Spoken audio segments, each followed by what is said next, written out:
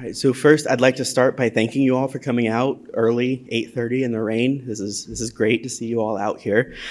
My name is Garrett Hoffman. I'm the president of the Notre Dame Law School Military and Veterans Law Society. We're happy to host you at this event. Before we kick things off, I think it's important to pull a quote from Abraham Lincoln about sort of what we're going to do here today. After the Battle of Gettysburg, Lincoln gave a short speech to commemorate those who died, those who fought. And in his Gettysburg address, he said, "The brave men, living and dead, who struggled here have consecrated it, far above our poor power to add or detract. The world will little note nor long remember what we say here, but it can never forget what they did here." So as we begin our conversations regarding what we owe our veterans, I want us to keep centered in our minds the fact that what we say here today is only important insofar as it influences our choices to serve those who have served in the military. What is said here today is far less important than the choices our veterans made to don the nation's uniform, and it's only through our actions in serving them that we truly show our appreciation to them. So to kick things off, I want to introduce Notre Dame Law School Dean G. Marcus Cole. Dean Cole is the Joseph A. Matson Dean and Professor of Law at Notre Dame Law School.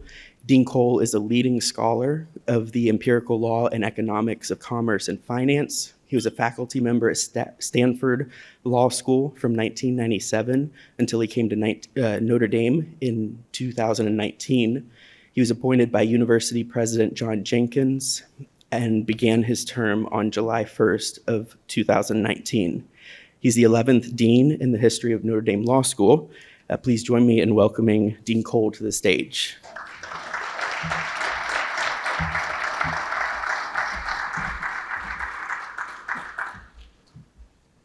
Thank you so much, Garrett. As Garrett said, I'm Marcus Cole. I'm the Dean of Notre Dame Law School, and it is my honor and privilege to welcome you here to Notre Dame and to this symposium, What Do We Owe Our Veterans? Veterans are incredibly important to the history of Notre Dame, and I think it's appropriate that we honor them and that we explore the question is what we owe our veterans here at Notre Dame. One of my heroes, Father Theodore Hesburgh, recounts in his autobiography that his first assignment here at Notre Dame after World War II was to minister to the veteran population here. And in fact, Father Hesburgh started the first military veterans club here at Notre Dame. But he soon abandoned it because over 70% of the student population here at Notre Dame were veterans after World War II. And so we recognize that Notre Dame would not be here if it wasn't for the veterans that worked here as students and went out into the world and represented Notre Dame beyond this university's campus. Father Hesburgh's second assignment on this campus was to be the priest who ministered to what we called Vetville here on campus, which was housing that was set aside on campus for married veterans. And so the reason why he entitled his autobiography, God, Country, and Notre Dame, is in part because of his dedication to the veterans who made up a part of the fabric of Notre Dame. But the dedication of Notre Dame to our veteran community and our veteran students doesn't end with Father Hesburgh. We need to recognize the importance of our service to our veterans, both in admitting veterans to the university and especially to the law school, but also equipping them to go out into the world to serve in another way. Because these people are the most Christ-like of the students that we have at Notre Dame. Christ-like in the sense that they understand servant leadership. They've given of themselves for others, and that's what Christ asks us to do.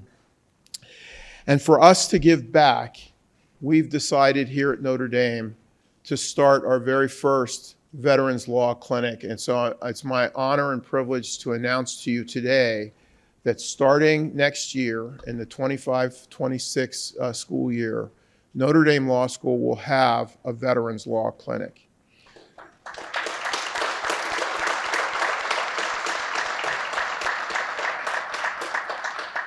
We expect our Veterans Law Clinic to serve not just veterans here in Northern Indiana, although that is an important and noble purpose, but we also expect our Veterans Law Clinic to be a national voice to advocate for both the rights and the importance of veterans.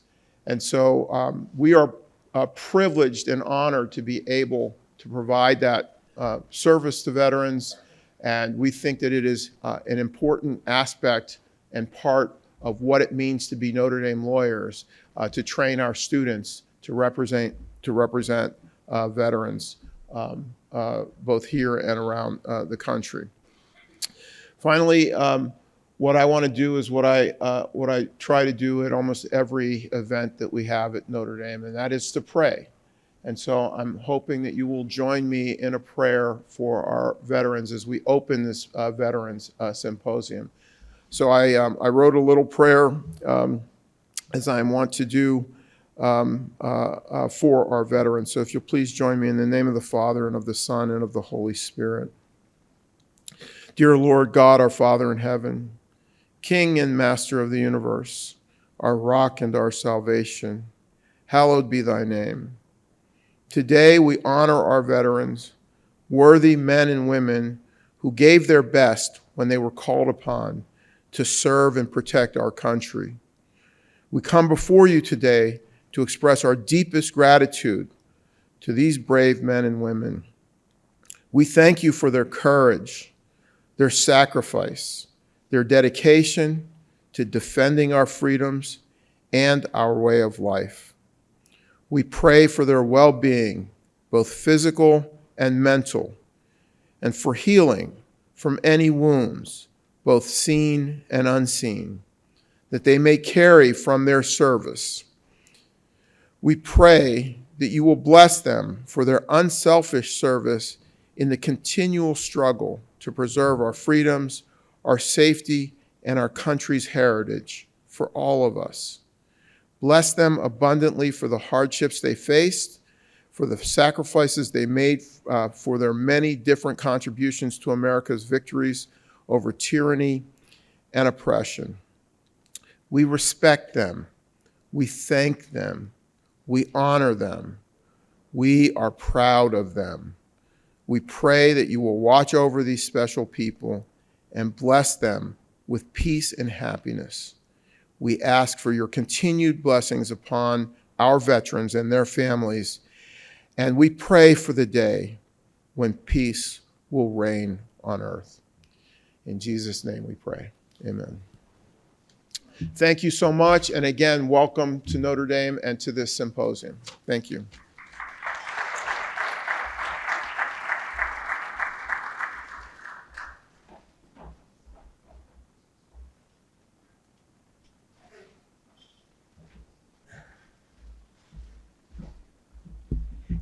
Thank you, Dean Cole. I'm going to introduce our first set of speakers, and while I do that, if they would go ahead and go get mic'd up, that would be great. So I want to introduce first the former Secretary of Veterans Affairs, better known as Dennis McDonough. Until January 2025, Dennis McDonough served as Secretary of the Department of Veterans Affairs, leading the federal government's second largest agency with a $370 billion budget and 450,000 employees. He improving veteran healthcare access, satisfaction, and housing for homeless veterans. Previously, he was a professor at Notre Dame's Keynote School, a partner at Macro Advisory Partners, and a senior advisor at the Markle Foundation. From 2013 to 2017, He was White House Chief of Staff for President Obama, managing staff, cabinet officials, and national policy execution. Earlier, as Principal Deputy National Security Advisor from 2010 to 2013, he led interagency efforts on critical security matters, including the hunt for Osama bin Laden. Before his White House tenure, he held senior roles in Congress. Dennis earned his BA from St. John's University and an MS from Georgetown's School of Foreign Service. Speaking with Secretary McDonough is William and Mary Law School professor Caleb Stone. Caleb Stone is a professor of the practice at William and Mary Law School's Lewis B. Poehler Jr. Veterans Benefits Clinic, where he has taught for nearly a decade. Professor Stone has supervised and educated hundreds of students, taught numerous CLEs, presented on various panels, published law review articles, and provided congressional testimony. During his tenure at William and Mary, his clients have received over $6 million in past due benefits and nearly $40 million in lifetime expected benefits.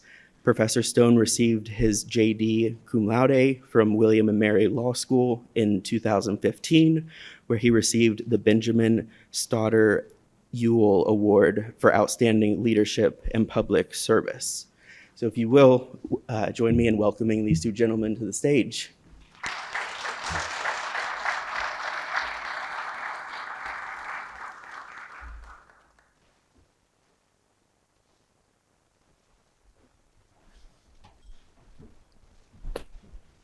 Thank you, sir.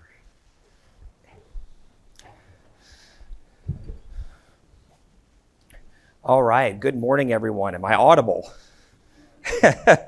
All right. Well, absolutely thrilled to see everyone here this morning to talk about these very, very important issues. And I am thrilled to be here with Secretary McDonough, who has requested that I call him Dennis throughout the entirety of this conversation. I'm not the secretary. So. We'll, of course, comport with his wishes. So I have been asked to note that your deep connection in Notre Dame began while you were the White House Chief of Staff to President Obama and continued as a professor of practice at the School of Global Affairs here. And so I've been asked to welcome you back here to campus. Thank you so much. So you've had an extensive career in public service. You worked on the Senate Foreign Relations Committee, on the National Security Council, as the White House Chief of Staff, then as the Secretary of the Department of Veterans Affairs. Where does your drive for public service come from, and what drew you to veterans issues specifically? Well, Caleb, thanks so much, and it's a thrill to be with everybody. I was glad to sit with the Legion reps over at the table there just for a minute, and it's really great to be back at Notre Dame. Look, I come from a family of 11 kids. I grew up in Minnesota, and my parents, made pretty clear to us that, we're here on this planet to serve one another. And, I study with the Benedictines at St. John's University. And, the rule of Benedict dictates that we ought to receive everyone as if they're Christ. And that's as good a challenge as anything in public service. And so I've ended up in some of these jobs by virtue of good luck. But what's motivated me throughout is to try to live out that rule of Benedict, which is to receive everyone as Christ and to do my part to ensure that they get, each person gets that dignity and that respect that flows from the fact that we're all made in the image of God, just like the dean just said. So I think that's what really drew me to public service, Caleb. Excellent. So the VA has a powerful motto. It's from Lincoln's second inaugural address, paraphrased. It says, "To care for those who have served in our nation's military and for their families, caregivers, and survivors." How does the VA bring that mission to life tangibly, and what does that motto mean for you personally? Yeah, well, so for me personally, I'll answer it in reverse order. For me personally, the president-elect at the time called me in November of 2020, and I think he probably had many other more qualified people to serve as VA, but they must have washed out in vetting or something. And so he said, look, I need you to do this job. And, the president asks you to do a job, you do it. I said, well, I'm not sure I get confirmed. I'm a civilian. I'm not a vet. But if you want to do this, Mr. President, I'm in. And so the first reason I did it is the president asked. And all the veterans in the room know much more profoundly than I do that that's kind of what it's all about. President, you swore an oath. President then asked you to do, and you do. But I couldn't help but think that all the jobs that that Garrett mentioned a little bit ago, that you just mentioned, going back to 2001, September 11th, when I was in the Capitol, and then ended up negotiating with the White House the authorization for the use of military force, pursuant to which we still have men and women in harm's way today. I felt like being able to work at VA was an opportunity to make good on the promises to all those men and women, like many of you in this room, who served overseas, who served here at home, in light of many of the decisions I helped policymakers make.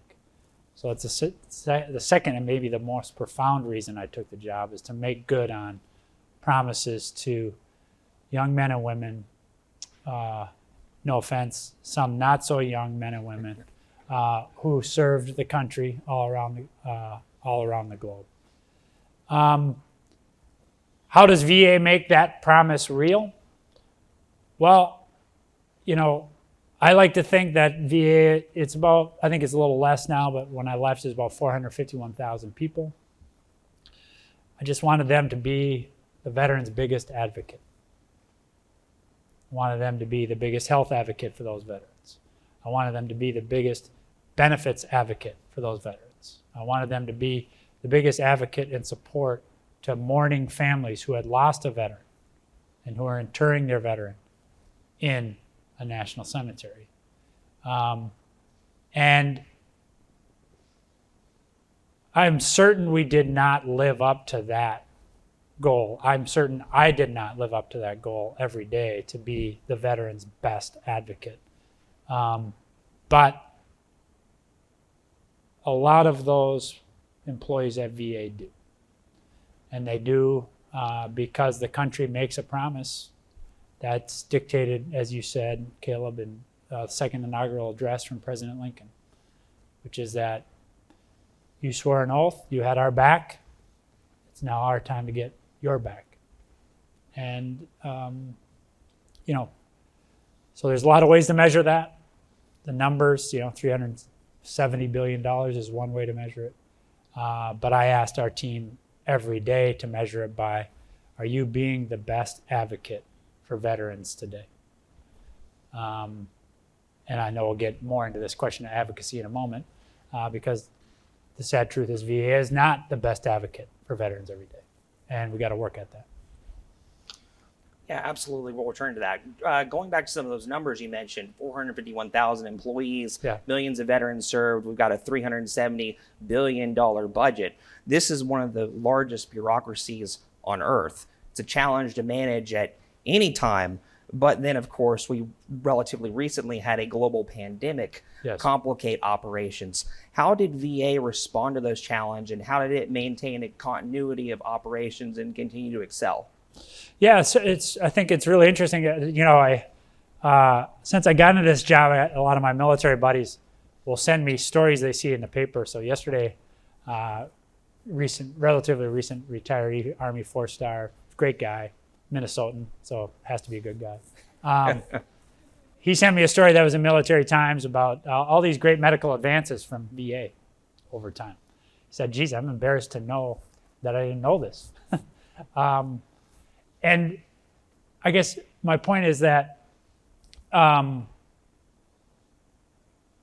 pandemic showed VA at its finest, I believe, in that VA, throughout the pandemic, cared for vulnerable veterans, but also used its substantial infrastructure built by the generosity of the American taxpayer to support non-veterans as well. And not only, we also were able to kind of be on the front edge of some of the more important interventions as it relates to the treatment of COVID, the identification of COVID, importantly, the identification of the impact of long COVID. And that's because VA, as a health system, has uniquely helpful records, longitudinal records, we say. So records tracking many years of a veteran's life, such that it empowers us to do a lot more aggressive research. And so by recognizing that vulnerable vets, are particularly vulnerable vets in particular, needed VA help, by recognizing that we had both healthcare providers and healthcare buildings, hospitals, clinics, when a lot of states and localities were overwhelmed, VA really stepped up, I think. Now, again, did we do everything perfectly? We didn't. I think we probably made some decisions. I was involved in those that are controversial. For example, the mandate for vaccine for VA healthcare personnel, decision I made at the time that I think was controversial. Be happy to debate that out. My point isn't that we did everything right, but my point is that when VA leans into its strengths, and its strengths are, A, it's the veterans, it can be and should be the veteran's principal advocate, and B, it has this enormous healthcare capacity, and when we focus it on the right things, it's very helpful. Excellent, excellent. So during your tenure as a secretary, you traveled extensively. You visited VA centers across the country. Beforehand, we were talking about rural clinics in Alaska, for instance, Bethel. Can you talk about some of your experiences, what maybe stood out to you, and what sort of challenges you saw on the ground? And how did your personal experiences visiting these places shape your decisions and way of thinking as the secretary? Yeah, well, thank you so much, Caleb. It's a really interesting question. You know, I spent a lot of time here in Indiana, but I visited all 50 states. You know, I insisted on not staying overnight in Hawaii because I thought I'd get in trouble, and I said I'd only go to Alaska in February, because otherwise everybody's going to say I was on some kind of junket. And plus, I'm a Minnesotan, so turns out it was a lot colder in Minnesota the week I was in Alaska than it was in Alaska. So I'm kind of proud of that fact. But look, I mean, at its best, VA is a healthcare system that can make decisions about the veteran's healthcare informed only by the veteran and the care provider's best interest. Meaning, you don't have to call the insurance company, Blue Cross Blue Shield, and say, hey, I really think this veteran needs an MRI. Is it okay, you know, Mr. Accountant, if we give this veteran the MRI? And when a healthcare system makes decisions based only on the veteran's best interest, in a consultative process with that veteran, that's when we're best. And I really wanted to go see that. Now, again, do we hit that mark every day in every instance? No. My guess is there's veterans in the room today who will testify to the fact that we missed that. But I really wanted to get out into the system to see what was happening. And that was particularly true for two reasons. One, I'm not a veteran. And two, I'm not a healthcare provider. And what I said to our healthcare providers at VA is, look, as long as I'm secretary, one group of people will be in charge of medical decisions at VA. It'll be the docs. Not some bureaucrat from Washington, even though I'm from Minnesota. I'm not going to be in charge of making healthcare decisions. Those docs and those nurses are. What I asked in return is clarity, transparency, accountability, responsiveness. And so when I went into the field, I wanted to say, hey, you're making decisions. Tell me about those decisions. Most importantly, tell me about outcomes for veterans. Last point is we wanted to make sure that we were racking, stacking, and publicizing those health outcomes so that not only does that individual veteran know, but that we could aggregate and show to the public what the investment the public makes is begetting the public. And so, just for example, on the impact of the PACT Act, we published for nearly 3 years a monthly dashboard, the third Thursday of every month, with that data to just show our homework and to show the outcomes so that people could make their determinations. Lastly, those of you who are veterans in the room know that this happens. You have an engagement with a VA medical system. You'll get a survey shortly thereafter. The survey is meant to get to the bottom of three things. Was your access to care timely? Was the treatment or the care effective? And most importantly, if we believe we're all made in the image of God, most importantly, number three, did you feel treated with respect? Those are the three things we wanted to make sure we assess from your visit. Okay? Now, does every veteran answer those? No, and I'm sure you'll tell me that you ignore a lot of them. But veterans are twice as likely as anybody else in any other healthcare system to respond to that survey data. And that survey data, as of January 20th, said north of 92% of veterans were satisfied with that care. That's really important. Now, I didn't see a lot of 92% when I was a student. Okay? So it looks really good, but it's not perfect. I'm not saying it is perfect. So we have room to grow, right? But if we're asking veterans, do you feel like you got in there timely? Do you feel like it was a useful, helpful intervention? And most importantly, did you feel respected? And we're getting back 92s on that. Well, let's grow that to 100. But I think that's the secret to effective management of VA. Very good. You mentioned in your answer the PACT Act. That's obviously been one of the pieces of landmark legislation, one of the most important bills that's been passed for Veterans Affairs in the past several decades. It added a whole host of presumptive conditions that are connected to service in Iraq and Afghanistan and other places in that part of the world, as well as admit that hypertension is now a presumptively service-connected condition to Agent Orange exposure in Vietnam and other locations, but mostly Vietnam. Could you take us behind the scenes as to what it took to get that bill passed? A lot of different considerations that go into something like that, and the VA has to understand the science and the basis behind any new sort of presumptive condition. So can you just take us behind the scenes and talk a little bit about what it took to get that legislation to Congress? Yeah, I mean, I played a very small role in it. I think the fact is that the PACT Act is law today because of the Legion, because of the Student Veterans of America, because of the veterans in the room, all the other VSOs.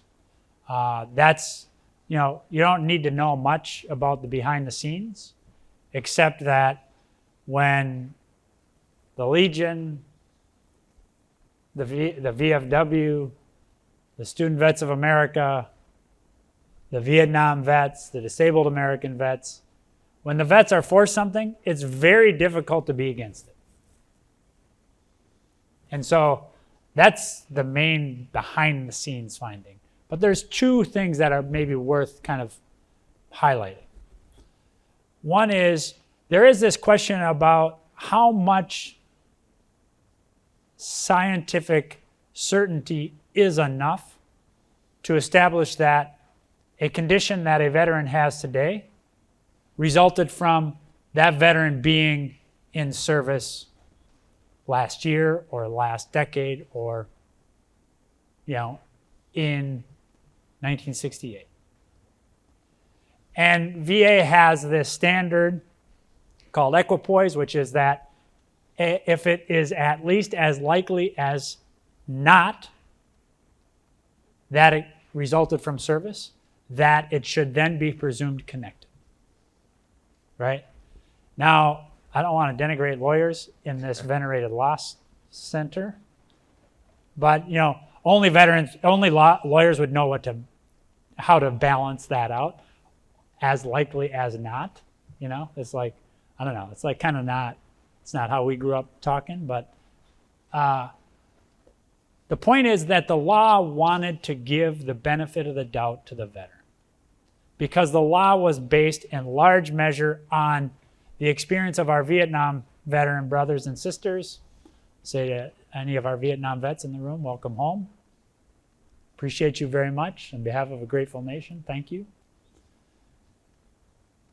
The experience of the Vietnam vets is that we waited too long to see the connection between that service and, in particular, Agent Orange and particular conditions. In fact, it wasn't until the PACT Act that we connected hypertension to Agent Orange. So the law seeks to give the benefit of the doubt to the veteran. And it seeks to do that because we're a learning country. We learn from our experience. That's what a democracy does. We debate. We learn from lived experience. We record lived experience. We don't ignore it. We don't lie about it. We own it. Okay? And our lived experience is we did not do a good job on behalf of our brothers and sisters who fought for us in Vietnam. So the law seeks to not repeat that in an important way for Vietnam vets by establishing that hypertension is a presumptive condition, but also for all the resulting the veterans whose service was after Vietnam, and in particular, those of you who served in Central Command. That massive swath of land, garden spot really, from Somalia in the southwest to Uzbekistan in the northeast, and all those garden spots in between, like Afghanistan and Iraq, right? Syria, Yemen, Kuwait, right? The law is unabashed about that, and it is right to be unabashed about that. Second is cost. Cost is a real thing, right? If we were just talking in the hallway, if you look at the chart, just the graph of benefits paid or compensation as the title we use too often. Earned benefits for veterans. If you look at that chart over the last 30 years, in the last 10 years, in the last, let's say the last 50 years, the chart, the slope of that chart is like this. Then about 10 years ago, it just shoots straight up. And why is that? Well, you know what? We had a lot of a lot of World War II vets and a lot of Korea vets who did not file for benefits.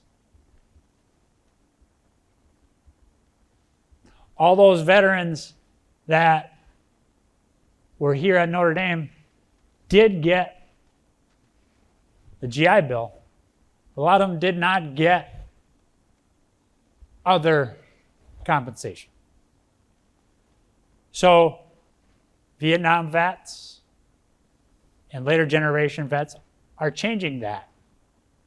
They are applying in more robust fashion. and that's a good thing. And importantly, Congress is passing more laws to do that. But every once in a while, Congress will pass a law and then get anxious about what it's going to cost. Or they have rules that say before you proceed on passing this, you have to pay for it. And to pay for it means, well, you have to go find something else and reduce that if we're going to grow this. So you may remember there were some contretemps in the summer of 2022 that somehow people thought we weren't properly accounting for the cost. But remember what the law is called, right? The Total Cost of War Act is part of the title. The Total Cost of War Act.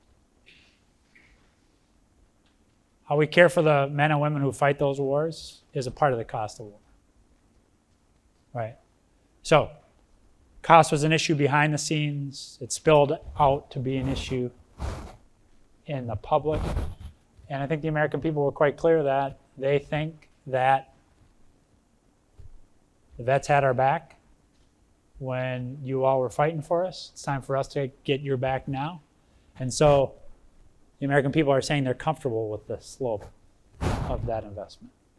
Sorry for the long answer. No, you're the star of the show, not me. So thrilled to hear from you, sir. Yeah, I don't know. So kind of going back to that, beyond just the cost slope going up higher than it ever has in years past, what do you see as some of the other challenges that VA is facing right now and maybe in the near term and maybe even in the far future? Yeah. I think there's three. One's very concrete.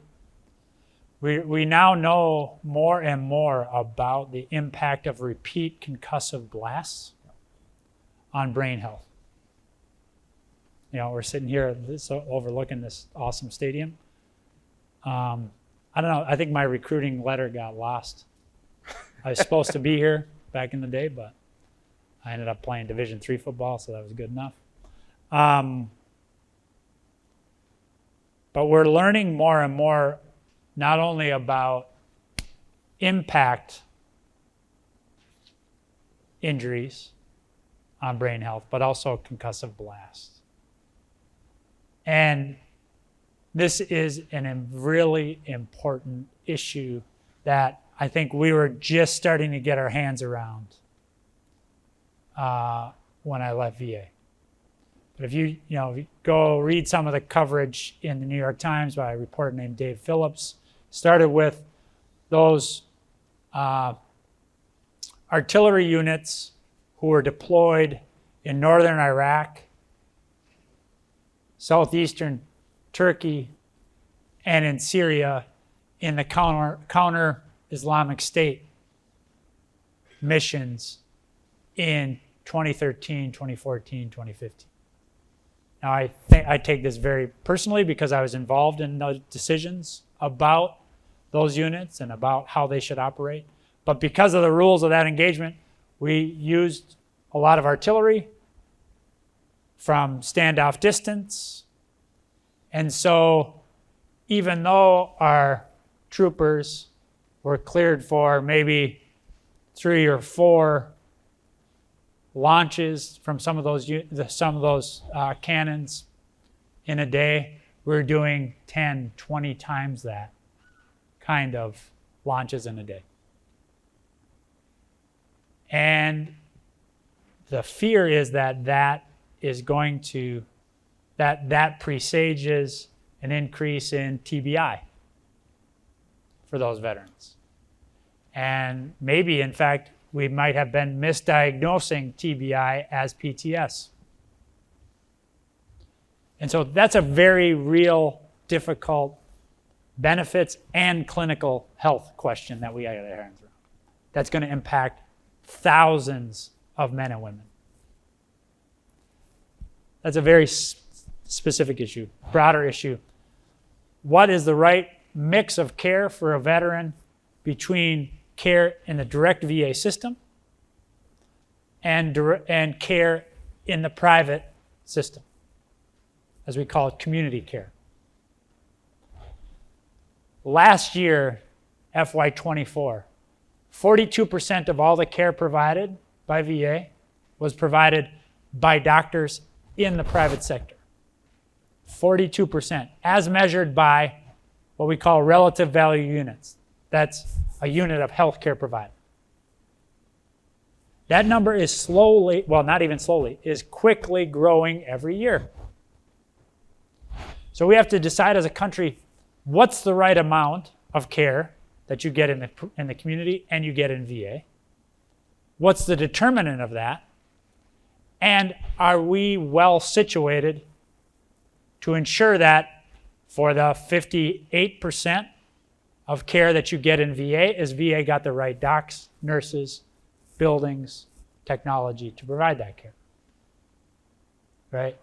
But right now, VA is both the country's largest integrated healthcare system and it's a healthcare insurance company. Because I'm sure a lot of you in this room get some of your care in the private sector. It's easier to travel to. In some cases, although this is changing, in some cases it's less wait time. That's good. But we just have to decide, are we fish or are we fowl or are we both? So that's the second question. And then the third big question over time is, we have an all-volunteer force now. And what an awesome thing you all volunteers are. Awesome. But the fact is, that's a smaller number of the overall population than the conscripted force up through Vietnam. So that means there's going to be fewer relative to the overall population veterans in those out years than there are today. And the number today is dwindling even, quite quickly. It's about 19 million today, veterans. 15 years ago, that was about 26 million. Okay? At some point, this whole question of, do we have a fully staffed VA is going to be very difficult to answer when we have a smaller number of veterans. But those smaller number of veterans are going to still need the complex range of care that the VA provides. So those are three big questions I think we got to wrestle with. Yeah, speaking a little bit about those returning veterans, whatever the number is, it's a staggering number of veterans out there, millions and millions. And we all know that transitioning from military to civilian life is extremely difficult and can be challenging at times. And there's a civilian-military divide that has to be bridged. What sort of steps do you think that the private sector, the military, and the VA can take to help bridge this gap and help these veterans return and reintegrate into civilian society? Yeah. I guess I'll say three things again. One is that, let's just recognize that as a community, this is true across the board, but I think it's particularly true in the civil-military divide, that we're just too isolating. We're too self-isolating.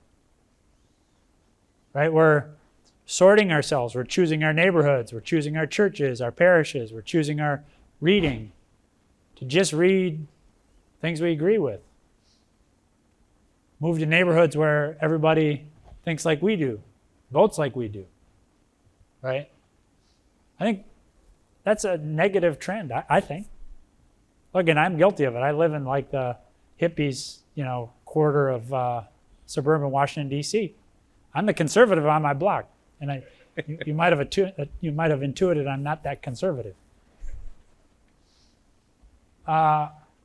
We just have to stop self-sorting. We have to look for community. We have to look for the vets in our lives. To do what Americans have done forever, which is build great communities. That's one. Two, we have to recognize what veterans are, which is a massive asset to the country and a massive manifestation of what the country needs most. There are no problems that we face as a country that veterans don't answer for us. And you can argue that a lot of different ways, but I argue it this way. I spent 4 years going to every corner of the country, and every time I saw something interesting happening in a community, inevitably there was a veteran involved. Coaches, pastors, doctors, teachers. The best teacher at my kid's school, Kevin Moose, Army vet. In every community, it's the same.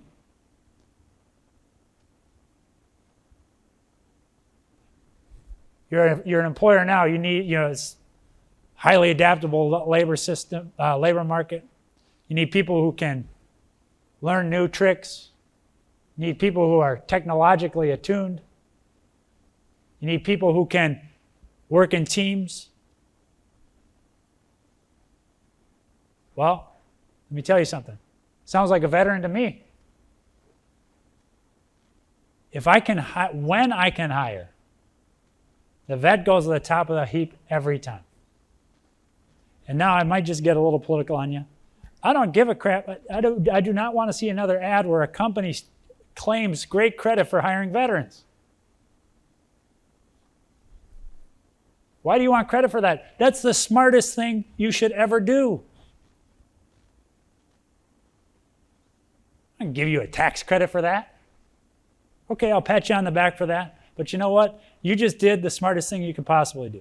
So give me a break that somehow we need to convince you to do that.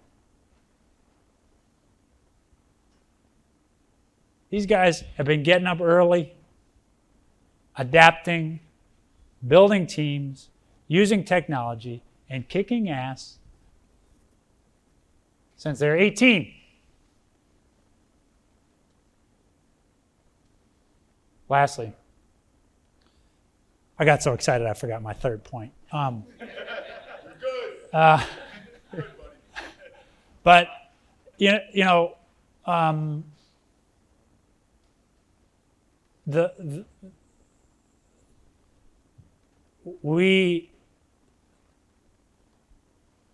this whole question of transition has been an issue forever, right?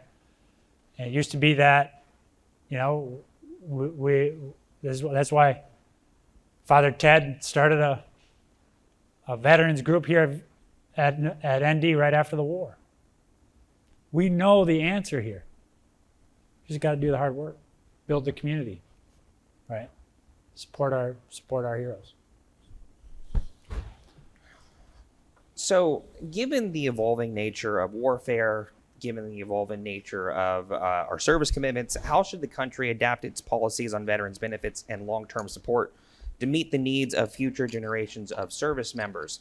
And if you don't mind me, sir, throwing a little bit of a curveball, you were at the Department of Veterans Affairs at the start of the artificial intelligence era. Yeah. So can you maybe talk a little bit about some of your thoughts about how automation and computer machine learning might affect some of the ways that we improve technology to help out veterans? Yeah. So I guess I've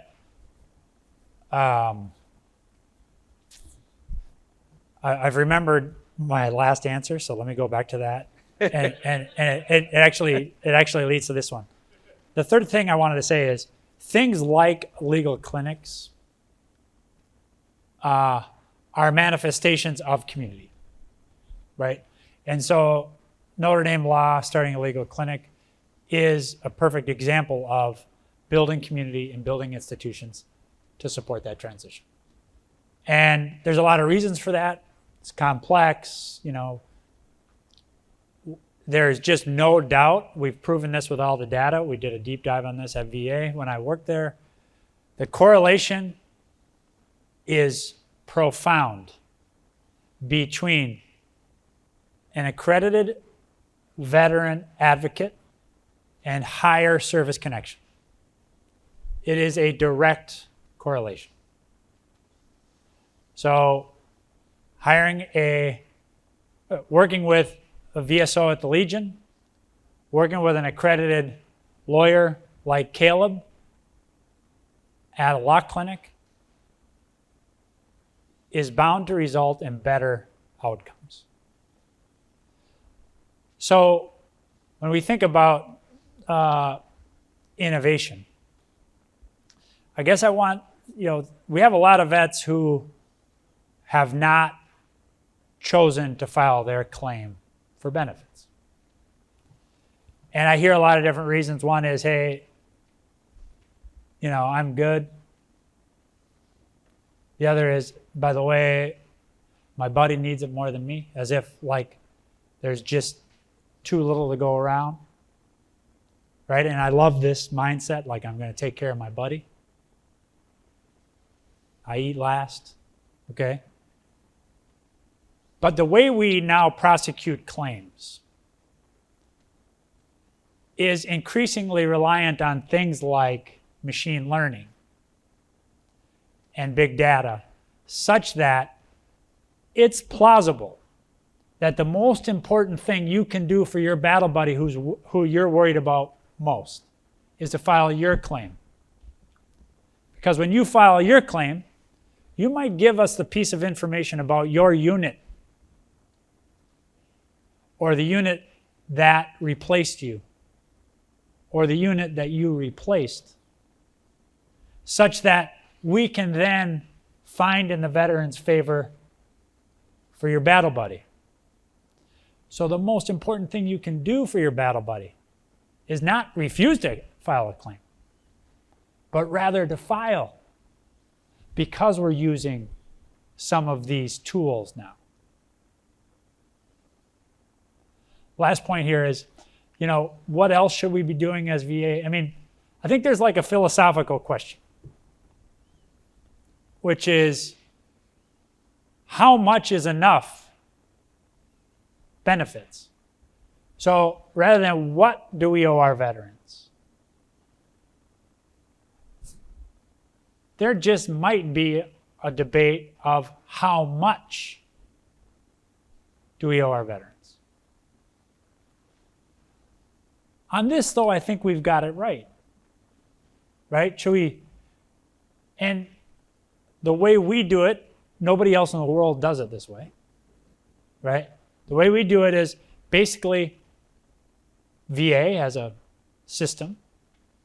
It's an adversarial system at some point, because you can appeal to the veterans board, and even from the board you can appeal to the appeals court, and even from there to the federal circuit, and even from there increasingly to the Supreme Court.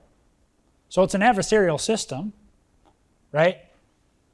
And for that, we have it right in that sense, provided A, VA recognizes that it's the premier advocate for veterans, and B, veterans can get access to world-class advocates when they need it.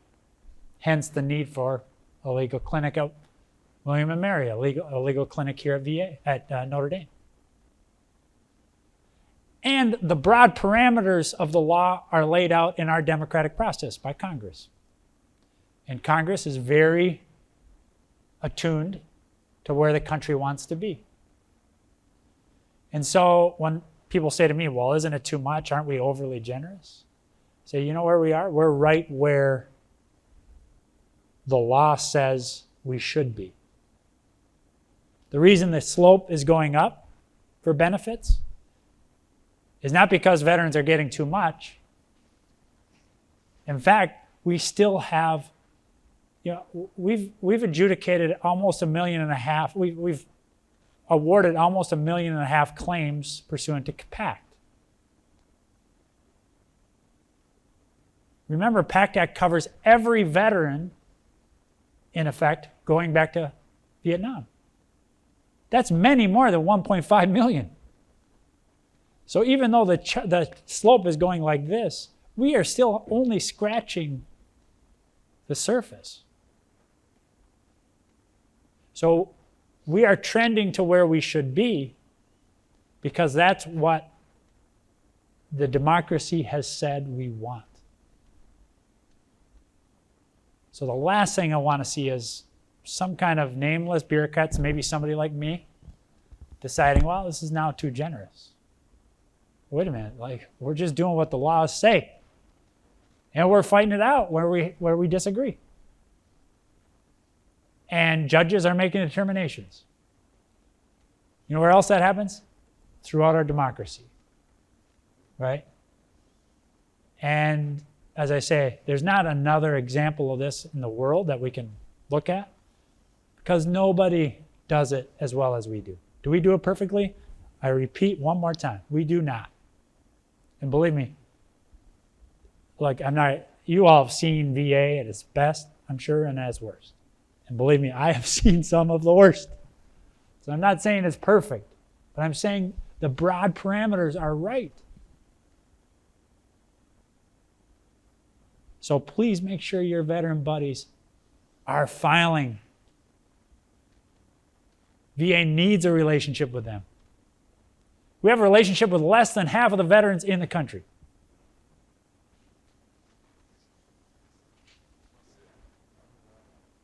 That's a mistake. So, I'm like moving more and more in my chair. No, this has been a wonderful conversation, and frankly, it's been a wonderful experience for me to understand that you know that lawyers have a place in the process. We're big fans of that in this room, and it's been nice to get to know you a little better, since I've personally sued you on most occasions, like many other people in the Veterans Bar. So this has been a wonderful That's the experience. best part Now I about regret it. That's the best part about not being in the job. I'm not like getting all these papers that say, you know, whatever, Caleb V. McDonough. It's like, I'm not that bad a guy. Never seen so much law stuff. So I think we both agreed that questions from the audience would be the most interesting part of this. So we have a little bit of time, although not that much. So yes, sir, can you stand and ask your question? Sorry, talk as loudly as you can, I mean. My name is Ernie Bragg. I serve with the 104th Airborne. Welcome home, brother. I would really like to know is I got hit by a Pepsi Cola delivery truck doing 70 miles an hour back into my military career. Why was my benefits denied? So while you were with the 101st, you got hit by a Pepsi delivery truck, Yes, sir. and that ended your service. Yes. You know, I wish I knew the answer to that question. I don't. It is Ernie. Yes. Thank you, soldier. I mean, I'm happy to take the case and to look into it. Thank But it strikes me as, you know, when you're on duty, you're on duty. Yeah. You know, even though I've lived a lifetime of pain, I would do it all over again. Thank you for that. Thank you.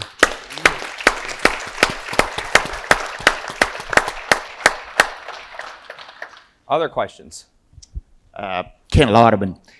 In 2011, we had the million vet program, and I think we hit 1 million vets in 2023. We did. And you spoke about research and the value as far as the Veterans Administration is concerned.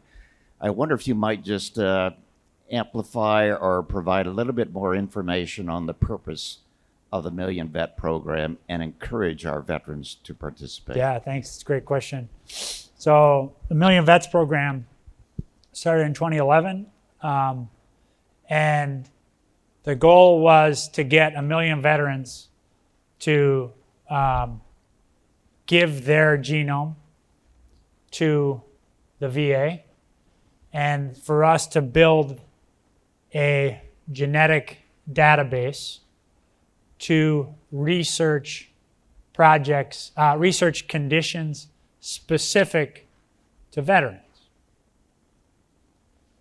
And it's Tim, right? It's the first name? As Tim said, in 2023, we met the goal. So as of right now, we have about 1.2 million vets who have donated their genome to that data bank. And think about this, there's no similar data bank in the world. There's data banks as big, but none as diverse. Because think about China, for example, right? Overwhelmingly the same ethnicity, Han Chinese. So any data systems that they have are similarly limited, right? Second benefit of it is it's specifically veterans,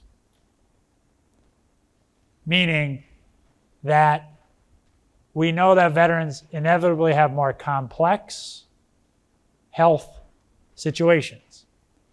And we also know that, especially when we're dealing with a data set as big as 1.2 million veterans, we're able then to know that we have roughly similarly situated in terms of things like exposure veterans.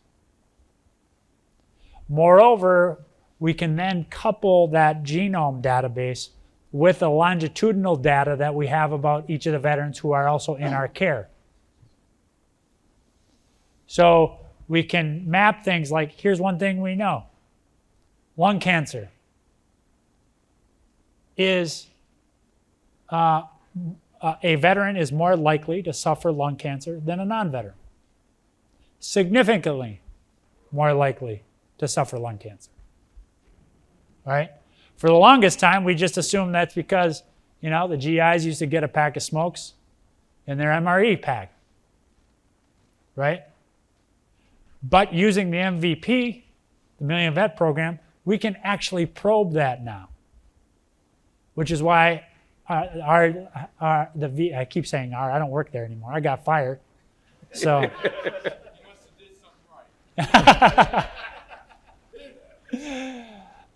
right. The head of oncology for VA is a doc down at Duke. He says every day at VA we beat cancer. Right? And the Million Veterans Program, the research that database allows us to do is a big reason why. So please spread the word about the MVP, right? And look, this is an enormous asset, right? And we treat it as such. We keep it secure, right? And we use it for conditions that are particularly meaningful for our vets. So thanks for the question. Fantastic. Well, we are about to be played off stage. So do you have any final thoughts for our folks here before we move on? It's really great to be with you. This is the first time I've been out in the public since I got fired. So if I get disappeared or something, you know what happened. But it was the honor of my life to get to work on behalf of veterans. And it's an honor to be with you here today. And I'm thrilled that Notre Dame Law is starting this legal clinic. But please spread the word about these issues that we've been talking about to your battle buddies, And, my thanks to each and every one of you and to your families for all that you've done. My appreciation to the Legion, to the student vets. I appreciate you guys very much. Thanks for having me. Caleb, thanks so much. Thank you, sir. Thank you. Yeah. All right. So actually, let's give one more round of applause to Dennis and Caleb. I think fantastic. And now I'd like to introduce attorney Angela Lowe.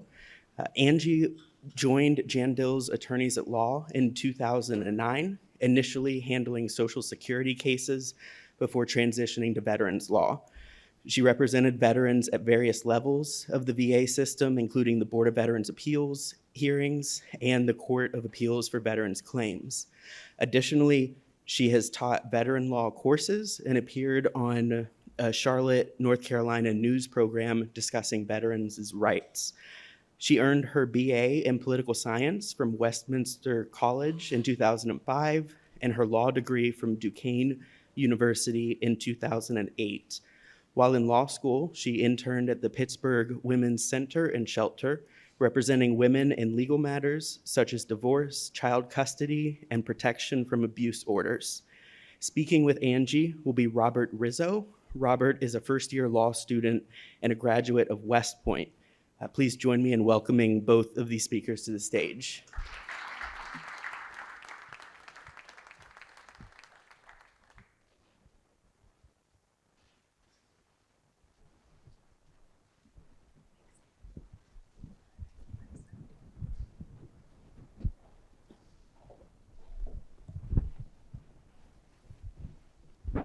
Alrighty.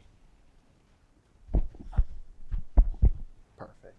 Well, Angie, thank you so much for coming to this event for us. We're really excited to hear from you. Yes, thanks for having me. I'm excited to be here. So I guess I want to start off with asking what piqued your interest in veterans law? I really completely fell into veterans law. I had no interest in veterans law purely because I didn't know it existed. When I was in law school, I thought that I wanted to do some sort of public interest field, but I didn't even really know what that meant. I knew that I just wanted to help people. And I am not a veteran myself. My parents were both in the Air Force. My grandfather was in the Army. I have cousins. My cousin guarded Guantanamo. So I have lots of experience with veterans and interaction with veterans. But again, I had no idea. And so I ended up moving to West Virginia after law school, and I was looking for public interest jobs, and I found a Social Security firm. And I thought, well, that could be interesting. I'll try there. So they hired me. And attorneys have only been able to collect fees in cases in veterans law since 2007. So when I graduated in 2008, it was an extremely new area where attorneys were trying to get into. And so my firm owner decided that she wanted to start a veterans side of our firm. And I just happened to come in right at the exact time. She asked me if I was interested. I said, absolutely. I am very interested in veterans. And off we go from there. And so now I've been doing it for 16 years. Wow, that's really incredible. Yeah. So I guess moving on so in your experience representing veterans, what are some of the biggest barriers they face when trying to access the benefits they've earned? And how do you think as society we can do better in supporting them as they try to find those benefits? Yeah, so unfortunately, I think that there are way too many barriers for veterans. And I think that they span a wide range of issues. And I think that one of the biggest things that veterans have to overcome is the stigma. There's a stigma to seeking help. There's a stigma for asking for help. There's a stigma to coming forward and saying, yes, I'm this veteran. I was in this big unit and I was the top of the top, but something's wrong with me or something that's going on with me. I got hurt. And so trying to overcome that stigma to even file a claim is very difficult. But also when you file a claim, you have to prove the claim. And in order to prove the claim, you have to have medical documentation. And so there's a stigma to getting treatment for mental health. There's a stigma to going to the doctor and saying, I hurt my back, I'm not debilitated, but I still need help. So the stigma is a big, big piece of it. And I think that education is definitely the answer to that, at least the first answer, because the more that the public can understand what veterans have gone through and what veterans have to go through to get what they're deserved and what they're owed, the better off that we are, and the more that we can help veterans, I think, both from the public standpoint, but also from a legal standpoint. The other piece is really just the bureaucracy. The bureaucracy of the paperwork, the red tape, all of the things that veterans have to go through to get their benefits is so discouraging. You know, they know what they saw. They know where they were. They know how hard they fought. And then to come home and literally have someone say, I don't have documentation that you were in Iraq, is just astonishing. And so trying to figure out how to get through that bureaucracy and that red tape when you're so frustrated is definitely an issue that they face. And the paperwork itself is just complicated. It's very complex. When they get decisions, they're 40 pages long. You know, people are like, I don't want to read this stuff. I don't even know what it means. And you're turning me down to boot. So it's just, there are a lot of things that veterans have to go through to get their benefits, and lots of difficulties. Definitely. And you talked about stigma a little bit.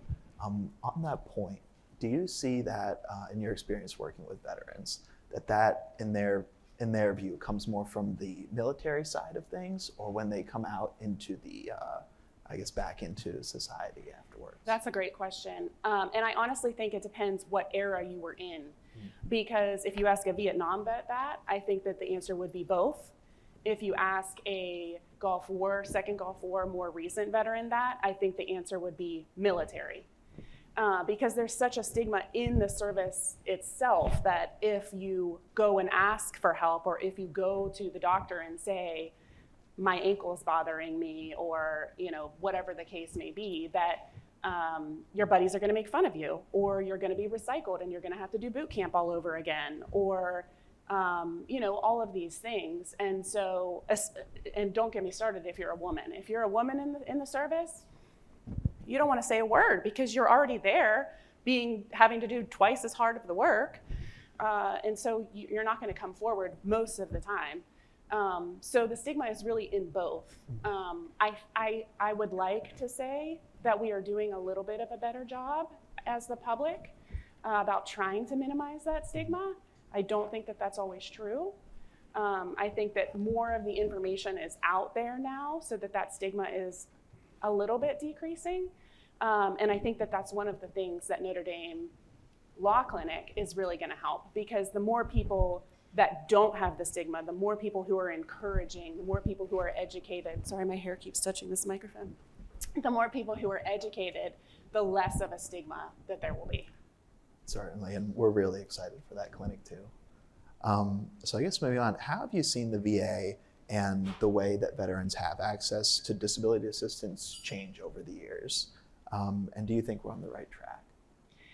So this question really made me laugh because it is, the more I kept thinking about it, the more I realized how much has changed. Even down to when I very first started, we had paper files. We had, everybody's file was literally printed out on paper. It was this thick, sometimes 10 of these thick. And we would have to carry it into court. And so, we would have to look through it, the judges would have to look through it, the attorneys who were helping the judges would have to look through it. And you can imagine how long that took. And so, of course, the decisions took longer to come out. I'm not saying that's improved, but so that piece has changed. We went electronic, which, of course, I believe is a completely major improvement, major. There are so many less records lost. There are so many less records put into the wrong file. There's so much proof of filings. If the VA, loses your filing and you have your email that you sent, then you're able to just pull that right up and send it in and prove that this occurred. So vast improvement in terms of electronics. And then, of course, when COVID hit, they went virtual. So all of our hearings are virtual now. We do no hearings in person unless a veteran requests it. They can go to the regional office, but otherwise all of the hearings are virtual. The judges are virtual, the veteran is virtual, which is both a good and a bad thing. A lot of our veterans are older. A lot of veterans don't have access to the electronic capability to get into the virtual hearing rooms, or it's malfunctioning and they don't know what to do. Coupled with, they may have some anxiety or some mental health struggles already happening. So that can be a difficult piece of it. But on the flip side, they don't have to travel. They are allowed to stay in their own environment, which allows them to be a little bit less anxious. So definitely pros to that. So I would argue that that's a good thing. Although I have to say, I definitely miss being in person. I think that there's a lot to sitting next to your veteran and talking to your veteran, waiting for your hearing and hearing more about their stories. Whereas when you're in the virtual room, you can't even see your veteran until the hearing starts. So all that piece is lost. As well as creating relationships with the judges. When things were in person, we would be able to meet with judges prior to hearings or after hearings and just sort of chat. And so it helped to get to know the judges a little better, get to know their idiosyncrasies, things they were looking for, which of course shouldn't matter, but in reality matters. So I definitely miss that piece. The biggest one is when I first started, we were working under what was called the legacy system. And in 2019, they passed a whole new law. It's called AMA, Appeals Modernization Act. And it completely overhauled the entire way that legal claims are filed and are done. It was supposed to help. I don't know that it met that. It made it very, very complicated. They wanted to make wait times go down. They wanted veterans to have more opportunities for various lanes in terms of ways that they could file appeals. They wanted to stop cases going up to the Board of Veterans' Appeals, being returned down to the bottom, going up and down, because that literally happened for decades. It hasn't stopped that. It hasn't fixed that, excuse me. They also closed evidence windows. So there are periods of time where you can submit evidence. You can submit evidence to the VA all day, any day. Is it allowed to be considered? No. And that is very complicated.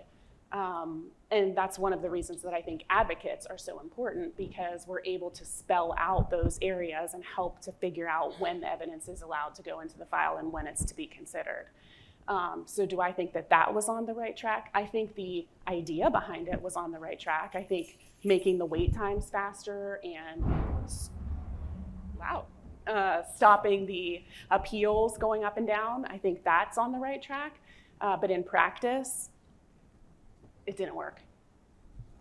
It's really incredible to hear you identify these pain points that you face, not only on the legal side, but along with on the veteran side as they submit their claims and go through that process. Is there anything that you see as a particularly distinguishable pain point that is in the works of being resolved right now, or has a lot of work to be done on it? Oh my gosh, I think the entire veterans benefits side has a lot of work to be done on it. There's so many pain points, and I don't mean to be completely negative, but I know that as veterans, I'm sure that you're aware how tedious of a process it is.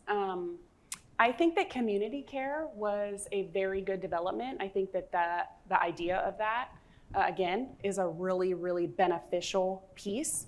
The idea, of course, if you don't know, is that if you're not able to get into your VA doctor within 6 months, the VA will then pay for you to go to an outside doctor so that you have the care.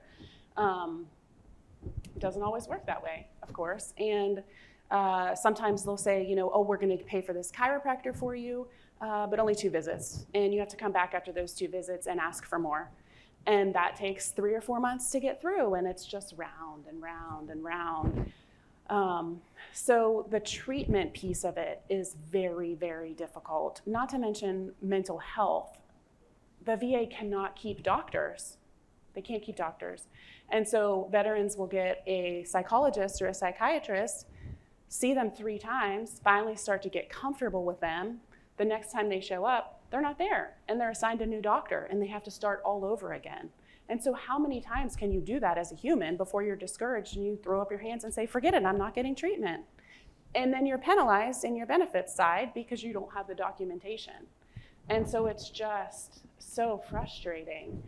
And unfortunately, I don't know that they're doing anything necessarily to help that. I actually think we're going in the wrong direction on that side, in my opinion. So that's very frustrating for me as an advocate and as someone who speaks with veterans daily. Hopefully that answered your question. Definitely. And it's really interesting to hear you say that. Leads perfectly to my next question. Do you know of any pending litigation or laws or statutes that are up and coming right now that would help veterans on disability and seeking disability? I wish that I could say yes. The only pending litigation that I'm aware of, and the only changes to regulations that I'm aware of, are on the opposite side, taking benefits away from veterans, reducing payments for certain things, or making it more difficult to meet standards. I know that Dennis spoke about the benefit of the doubt rule. There was recently a case that went through the Supreme Court that really slashed that. So unfortunately, short answer is no. But I think that, again, that's where this is so important. I think that people have to understand and be educated on those things because we do have power. We have voice. The Veterans Law Clinic will have power and will have a voice in that. There's power in contacting your Congress people. There's power in speaking out and talking to people about this is not what we want. We do not want veterans' benefits to be slashed. We do not want this to be taken away from veterans or for it to be harder for veterans to get the benefits that they deserve. And so I think that, again, educating yourself regarding what's coming down the pipe in terms of various laws or changes that are being made is very important. And I think the clinic will be very instrumental in that. And sort of going off that, what advice would you give to veterans who are looking for that legal support, very similar to the kind that you provide? How would they take that step to sort of go at the problem that way? The biggest piece of advice that I give to veterans who are seeking help is to ask for the help, to not be afraid to tell the truth and talk about the things that you went through and all of the things that have resulted from that.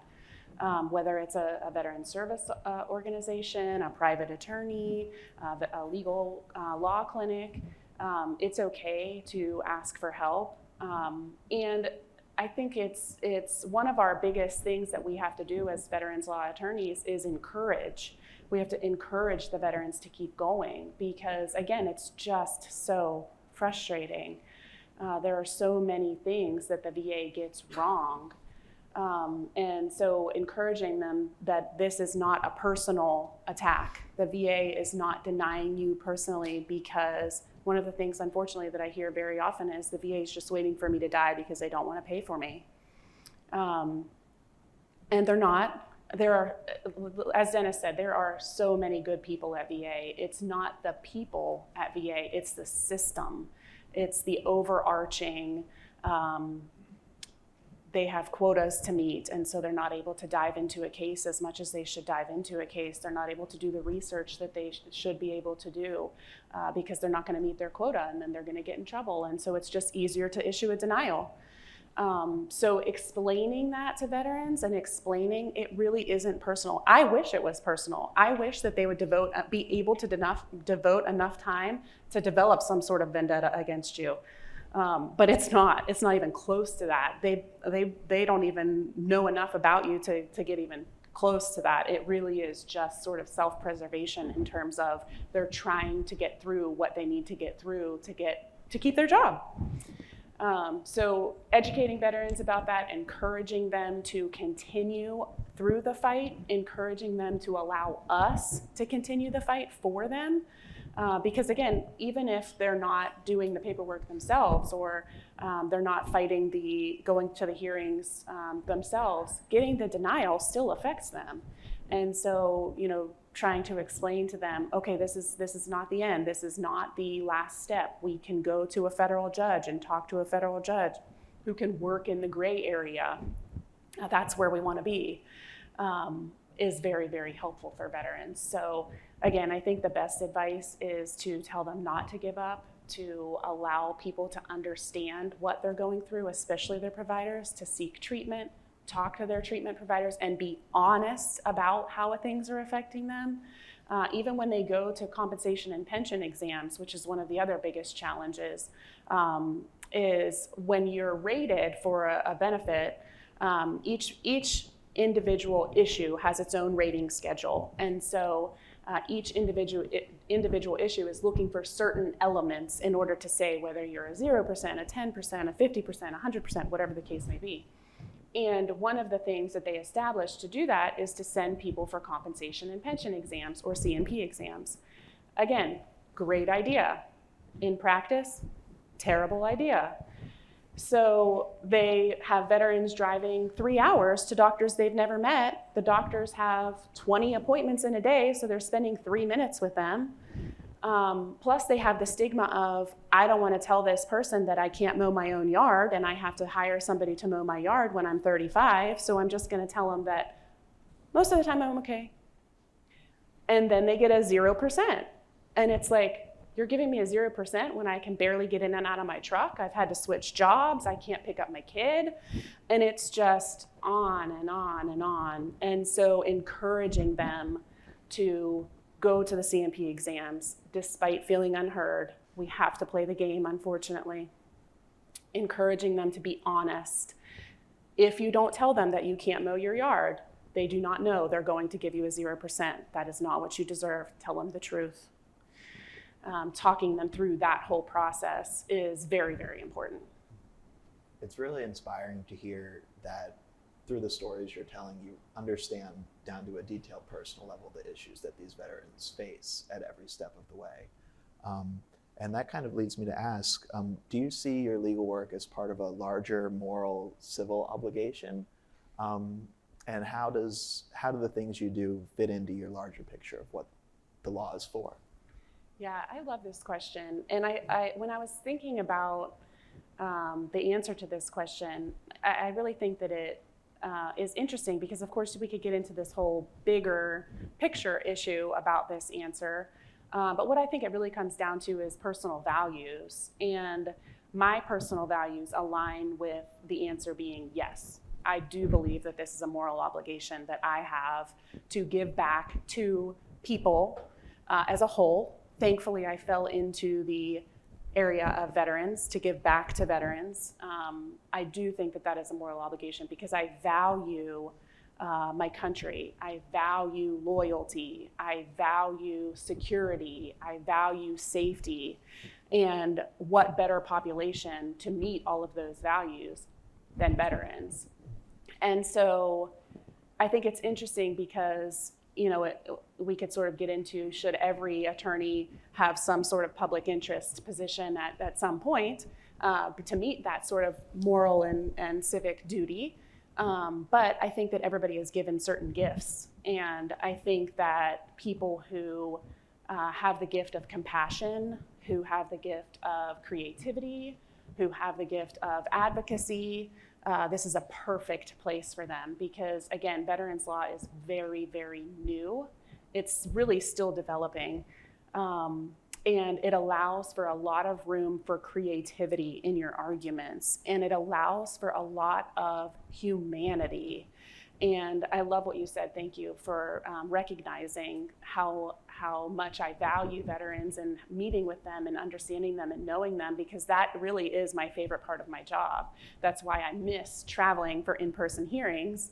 I joke with my veterans that I miss traveling for in-person hearings because when they start talking about something that's not going to help them, I used to kick them under the table, and now I'm not able to do that anymore.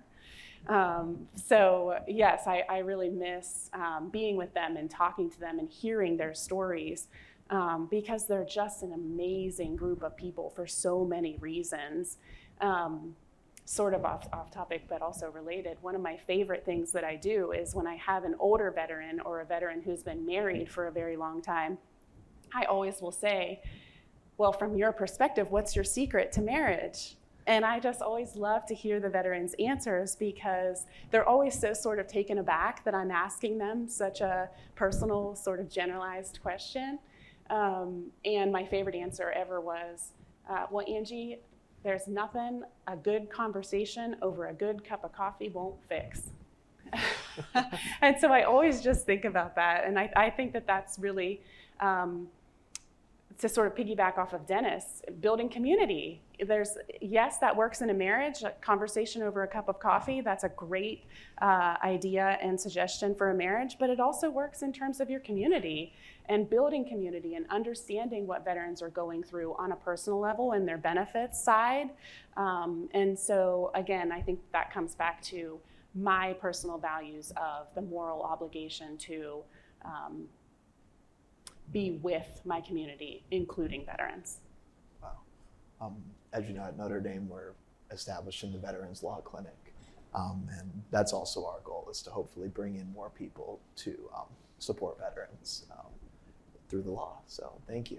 Yes. And so for my last question, for veterans who may feel overlooked or abandoned by the system, what role can legal advocacy play in restoring that trust and after the courtroom as well. What can we do to maintain that trust and sort of bring veterans closer to the VA? Yeah, I think this is a good question too, because again, I think one of the biggest things that affects veterans when they're in this process is feeling like they've gone from sort of this figure who is held so high in the public eye. And then when you come home and you file these claims and you get a denial, and one that essentially in so many words says, "We don't believe you," is very heartbreaking. It's heartbreaking. And it feels like they're saying, you fought so hard for this country, you did all of these things for the country, but too bad. And so the trust is broken, the trust is gone. It's like, what do you mean I signed up for this? When I signed up for this, you told me A, B, and C, and now you're saying you lost my paperwork that shows that I was in this unit. And so the trust is, by the time they get to me, gone. And it's heartbreaking. And so I think that as an advocate, one of the things that we can do, again, is educating and letting them know that this is not about that. Again, it's not personal. It's really just the machine of the VA has lost your file, doesn't have documentation of this. The stigma of the military didn't allow you to go to sick hall, so you didn't talk about your headaches when you were in service. And so they're saying, we don't know how this is related to service because it's not in your medical file. And I loved what Dennis said about encouraging people to file, because them filing helps other veterans. Because that's actually true. I actually have done that myself in practice. If somebody had an incident or a stressor that they're trying to prove, and they have no documentation, they have nothing to show that it occurred, I have asked, do you recall any of your buddies, any of the people that you served with, their names? Can you give me their names and any information on them? Because I have been able to prove things by saying, well, he said that Jack Smith was with him, and Jack Smith is from South Bend, Indiana. Can you check his file and see if it shows anything? And that has worked. I have won cases that way. So it's very, very true. So encouraging people to file because they're helping others, I think speaks to veterans. It says something to them. Additionally, as Dennis said, I always tell my veterans benefits are not a pie. You getting a slice of these benefits is not taking someone else's slice. It's open, it's broad, there's no limit. So explaining that to veterans and helping them to understand, you do not have to be a combat veteran who lost a leg to get benefits. You do not have to be this specific type of veteran who fought in this specific type of way to get the things that are owed to you, because that's not what these benefits were created for. The benefits were created for a much broader reason. And so explaining that to veterans and encouraging them to file for those reasons. And the more advocates that we can bring in for this type of law, the better. And I really say that genuinely, because there are so many veterans who need assistance, and we are only one person. And so it is not a fight in terms of, I don't want anyone else to come into this realm because I'm not going to have a job. Unfortunately, that's not the case. So the more people that Notre Dame can educate and the more people that Notre Dame can help, the better. And so I think that that's an amazing piece of the clinic being formed. Wow. And just to quickly follow up on that, what do you see as law students that we can be doing to get more involved with the veteran community and sort of get more people interested in veterans law when it's such a small segment of the law student population in many places? Yeah, that's a great question. And I honestly think that it comes down to, again, community, being out in your community, attending veterans events. Even if you're not a veteran, that's okay. You can attend veterans events and talk to veterans as humans and let them know, hey, did you know that they're starting this clinic at Notre Dame Law? I know that they can probably help you. You might want to call. explaining to veterans that these resources are out there, because that is one thing the VA has done a great job on. There are so many programs for veterans and so many benefits outside of the compensation side. It's just way too many to list. They've done an excellent job at providing those, but it's getting the veterans to know they exist. So I think going out into your community and seeking veterans out and talking to them about their experiences really will better you as a person, but also help them to understand that these resources exist. Definitely. Thank you. Now we'd like to open it up to questions from the audience, which is one of the most exciting parts. And so, yes. Yes, of course. I like a lot of what you have said, and a lot of, I feel, at least from my perspective, what goes on with veterans is rub some dirt on it. I'll take the piece off my shirt and I'll cover it up myself, and so to actually ask for assistance. That's a hard thing because, you're used to just doing stuff, making it happen, right? And so to ask and to actually be like, hey, it's okay to ask, it's all right, that's the thing for sure. And thanks for touching on that. Oh yeah, thank you. And just in case you couldn't hear him, he essentially was saying that he agrees that it is such a big part that veterans will, they're told sort of rub some dirt on it and carry on. And so he was sharing appreciation for me touching on that. And I think even when you're still in service, when you're in the field or you're training or whatever the case may be, they're still not documenting that these things are occurring. They're saying, here's some Motrin, carry on. If your leg isn't hanging crooked and you're able to stand up and walk, here's some Motrin. So yeah, it's very, very real. All right.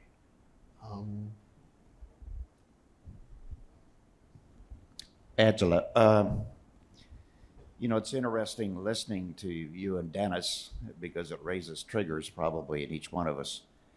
And I think the stigma with veterans is that you don't ask. You know that you've got a problem, but suck it up and take care of it. And you mentioned legacy. So fast forward, what's the role of AI in maybe applying for disability where you put in your name, units, maybe deployments?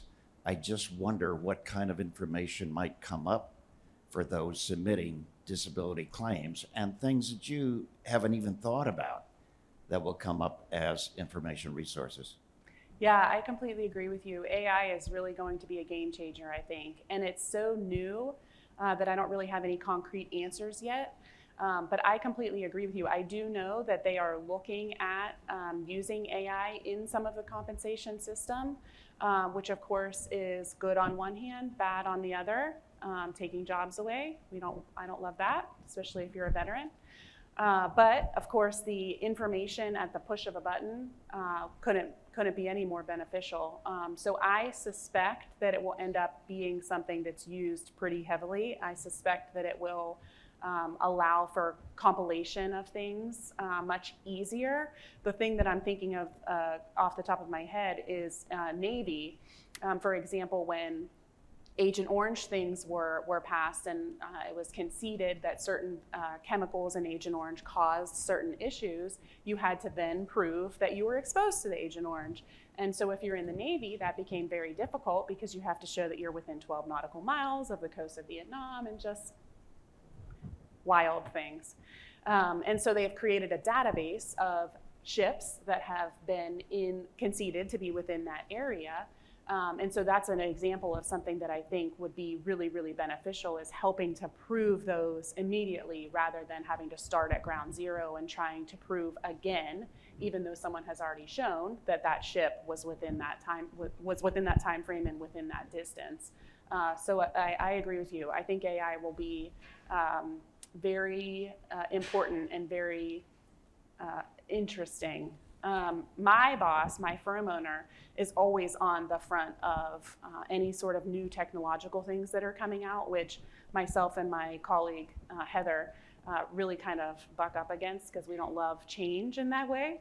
But she's already trying to get us to use AI to help to write briefs and to search through our files to find keywords for us. So I know in my heart that that's a good thing that will help us. And so, yeah, I agree. It's going to be interesting to watch.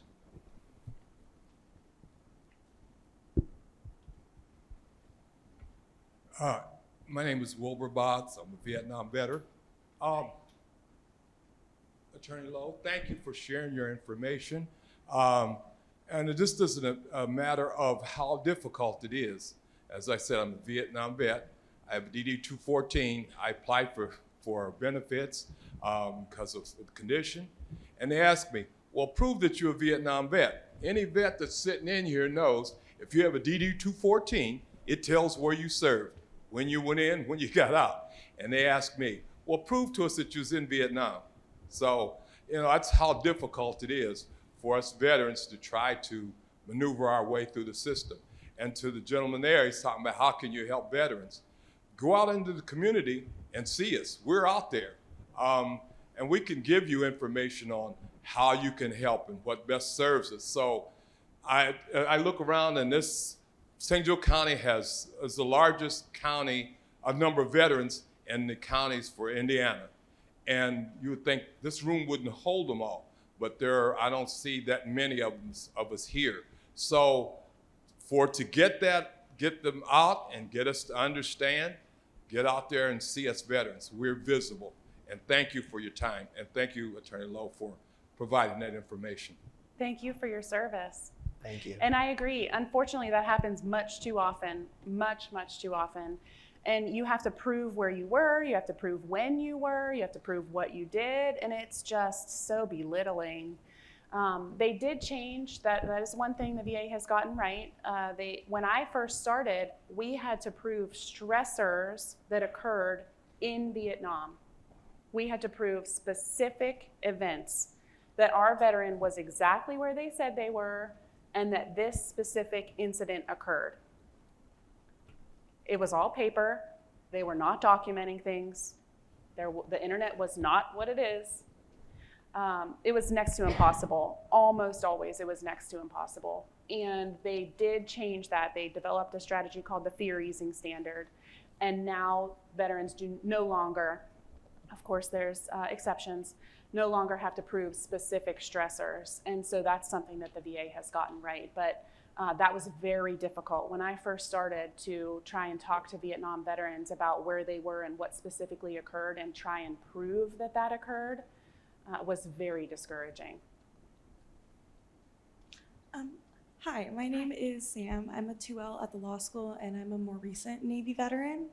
When I got out in 2023, I experienced a lot of the same grievances you mentioned and other veterans have echoed in this room about not having things documented out of hesitancy to get those things documented while active, as well as just having massive gaps in my medical record. A lot of my friends are still in the service, and I'm wondering what advice you would give to young, healthy people who are on active duty right now who may not be thinking about the healthcare they're going to need in 10 or 20 years. What should they be doing to be a little more proactive and making the transition and getting their benefits a little easier on their end? That's an excellent question. And I actually think that that's something that I would like to see be done a little bit better. My ex-husband is in the Air Guard, and so when he activates, he's active duty Air Force.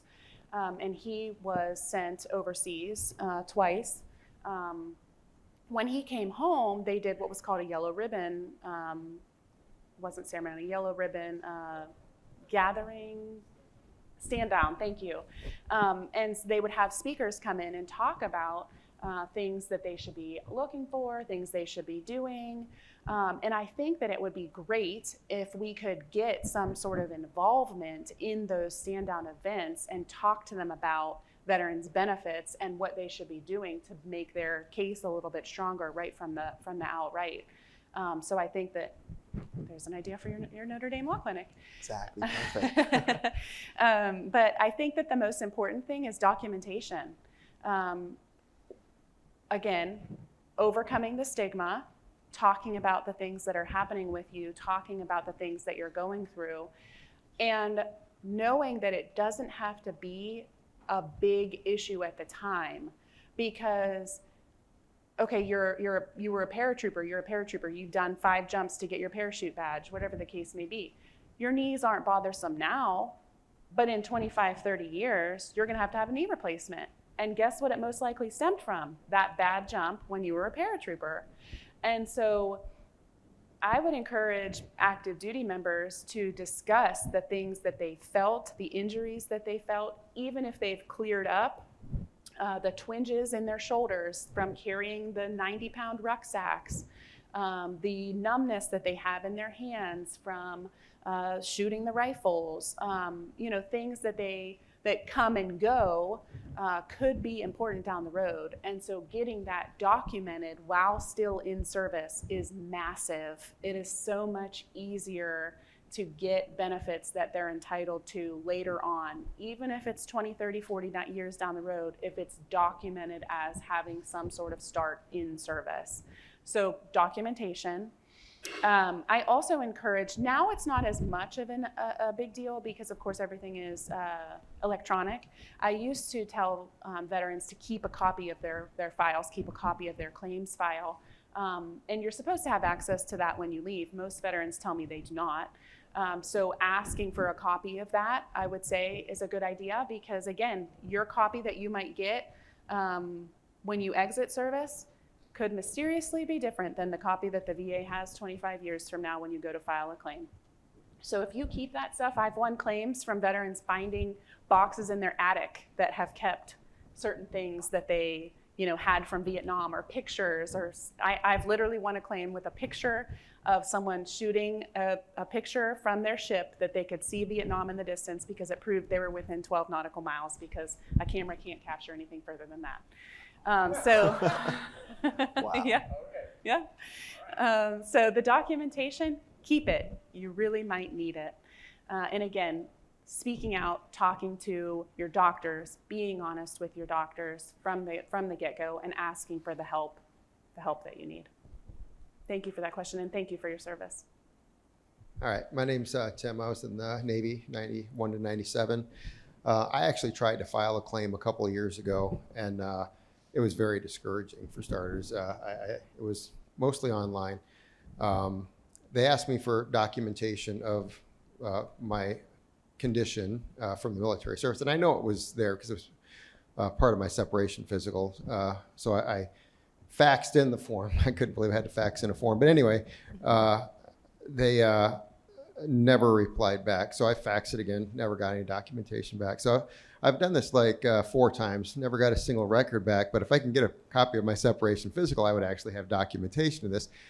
How do we go about getting these documents if they're unresponsive to us? And I'm actually very interested in the clinic when it comes up. How do we get maybe our name on a list to talk to somebody during that clinic or something like that? Yeah, and I think we'll be able to get some more information about how to get in touch with the clinic, probably from Garrett or some people a little closer to it than I am. Mm-hmm. But so are you saying the VA is not responding to you?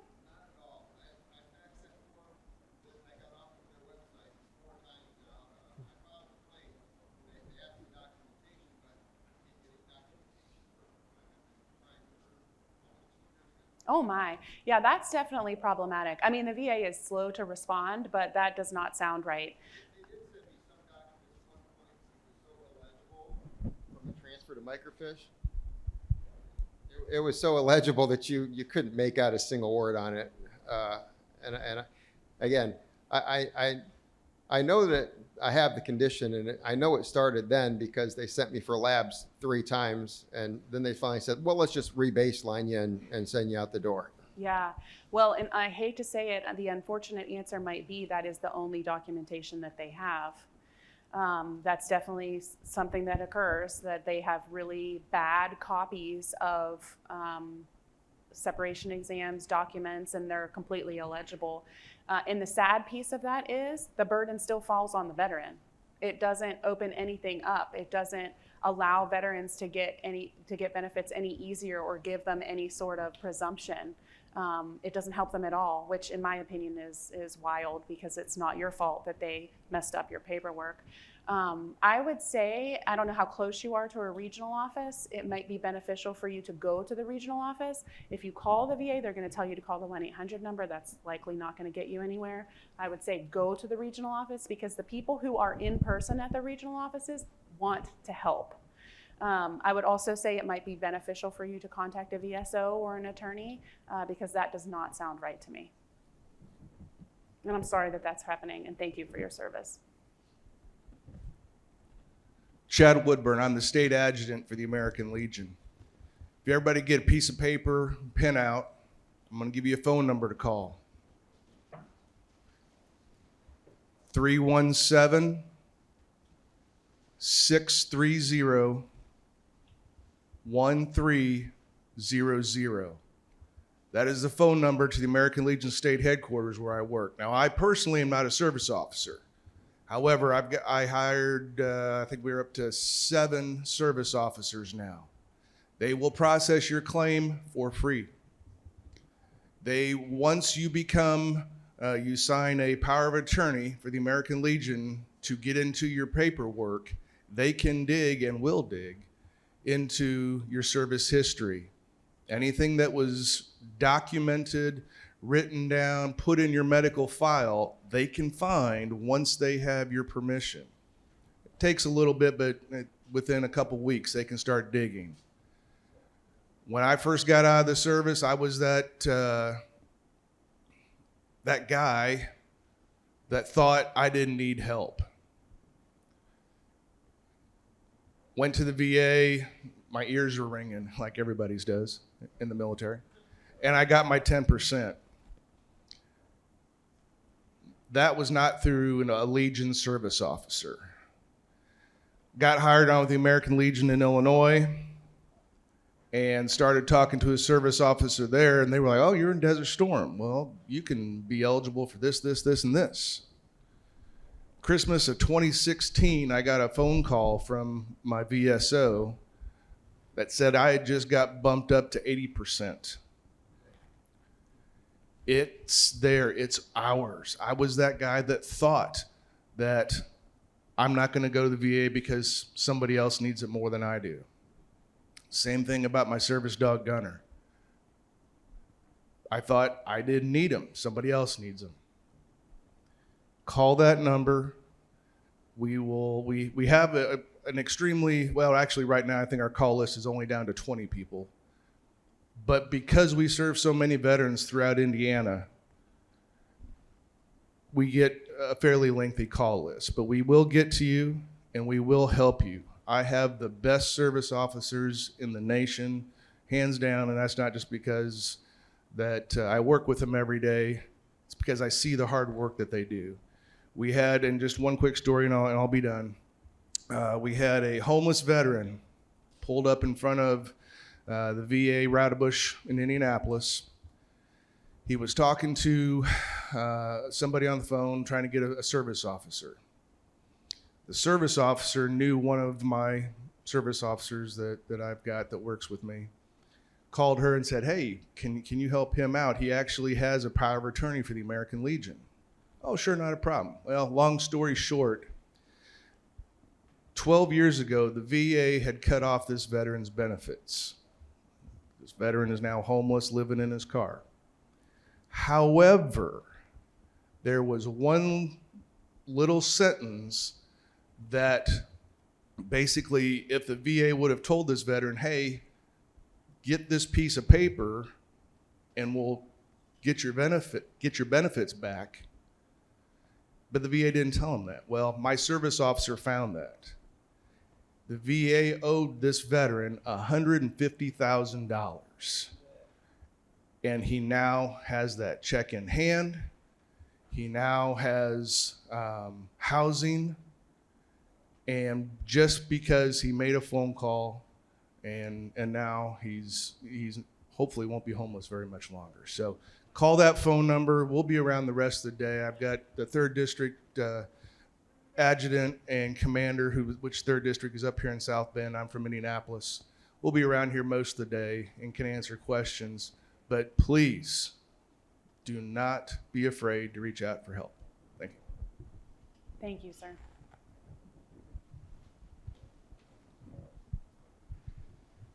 First of all, my immense respect to the American Legion. Thank you, folks, for being here. Honestly, without these non-attorney VSOs prosecuting these claims through this system, it would collapse, right? And so VSOs, private attorneys, attorneys working for free, we all have a role to play to make sure that we put our veterans in the best possible position to succeed. I don't really have a question unless I need to take up more time than I can have questions. I'm currently a member of the Veterans Legal Clinic community. Already had some people talk about how they're interested in this new enterprise when it starts. Look, I'm in the community. I can take down a list of names, list of numbers, list of email addresses. I'll be floating around all day. Just come see me and I can make sure the list gets to whoever is in charge of the clinic when it actually starts and make sure that we've got some sort of interaction with the Notre Dame folks. So it feels like we should have some sort of competent way to connect everyone. So I'll just take it upon myself. So just come see me. I'm floating around. Thanks. I think we had one more question up here if we have time.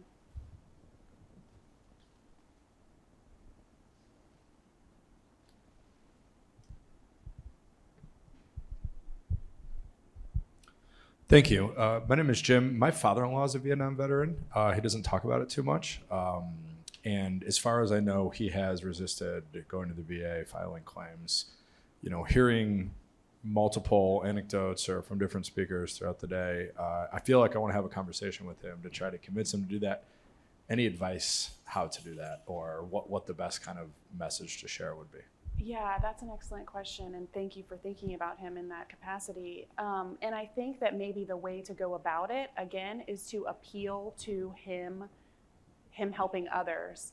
And one of the things that I didn't mention is that widows' benefits are a thing. And so if you can talk to him about how, I'm not sure if he's still married or if she's still living, but if you can talk to him about how if he is service connected in certain ways and ends up passing from things that he's service connected from, his wife will continue some of his benefits when he passes. Because something that people are not very familiar with is widows really get nothing. Unless your spouse is service connected at 100% or in a very specific way, you might get $2,200 for a burial, and that's that.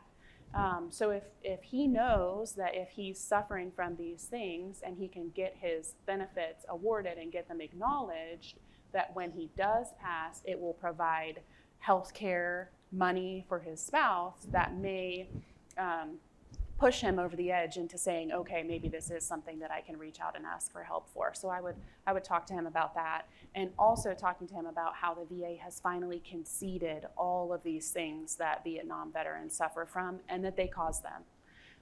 And so I think that helps in terms of principle reasons. Finally admitting that they cause some of these issues allows veterans to say, okay, now this is my opportunity to reach out and get some of these benefits. And again, also talking to him maybe about the analogy that the veteran's benefits are not a pie. He is not taking away from someone else by getting his own benefits or by focusing on getting benefits to help his wife in the future.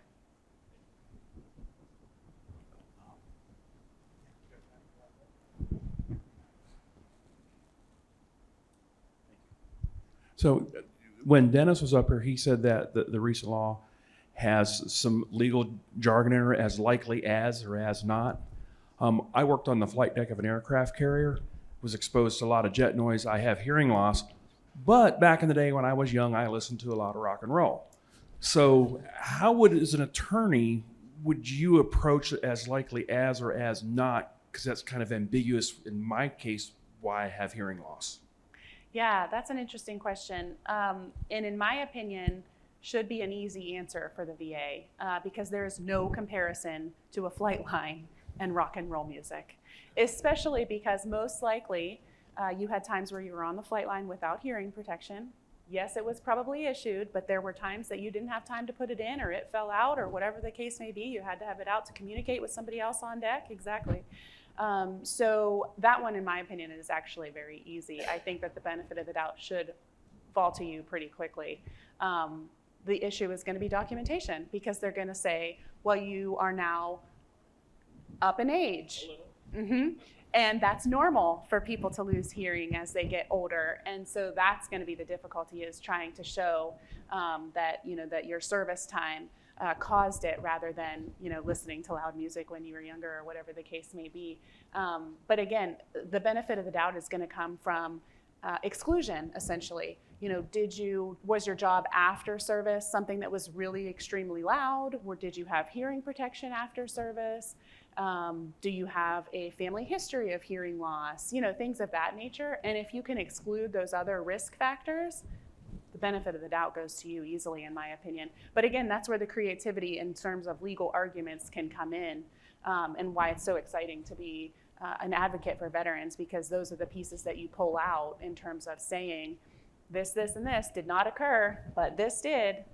So, the benefit of the doubt goes to you. And we like to say 50% or greater. That's a pretty low bar.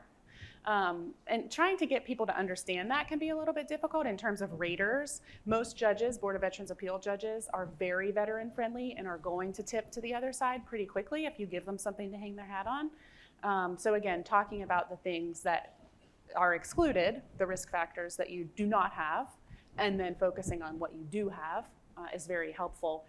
And having a doctor's backing is even more helpful. So if your doctor would say exactly what I just said in medical terms, he does not have these other risk factors, it's most likely that it came from this. I don't have to say 100%, I only have to say 50% or greater. So that's the sort of analysis that you would go through. Yeah, thank you for your service.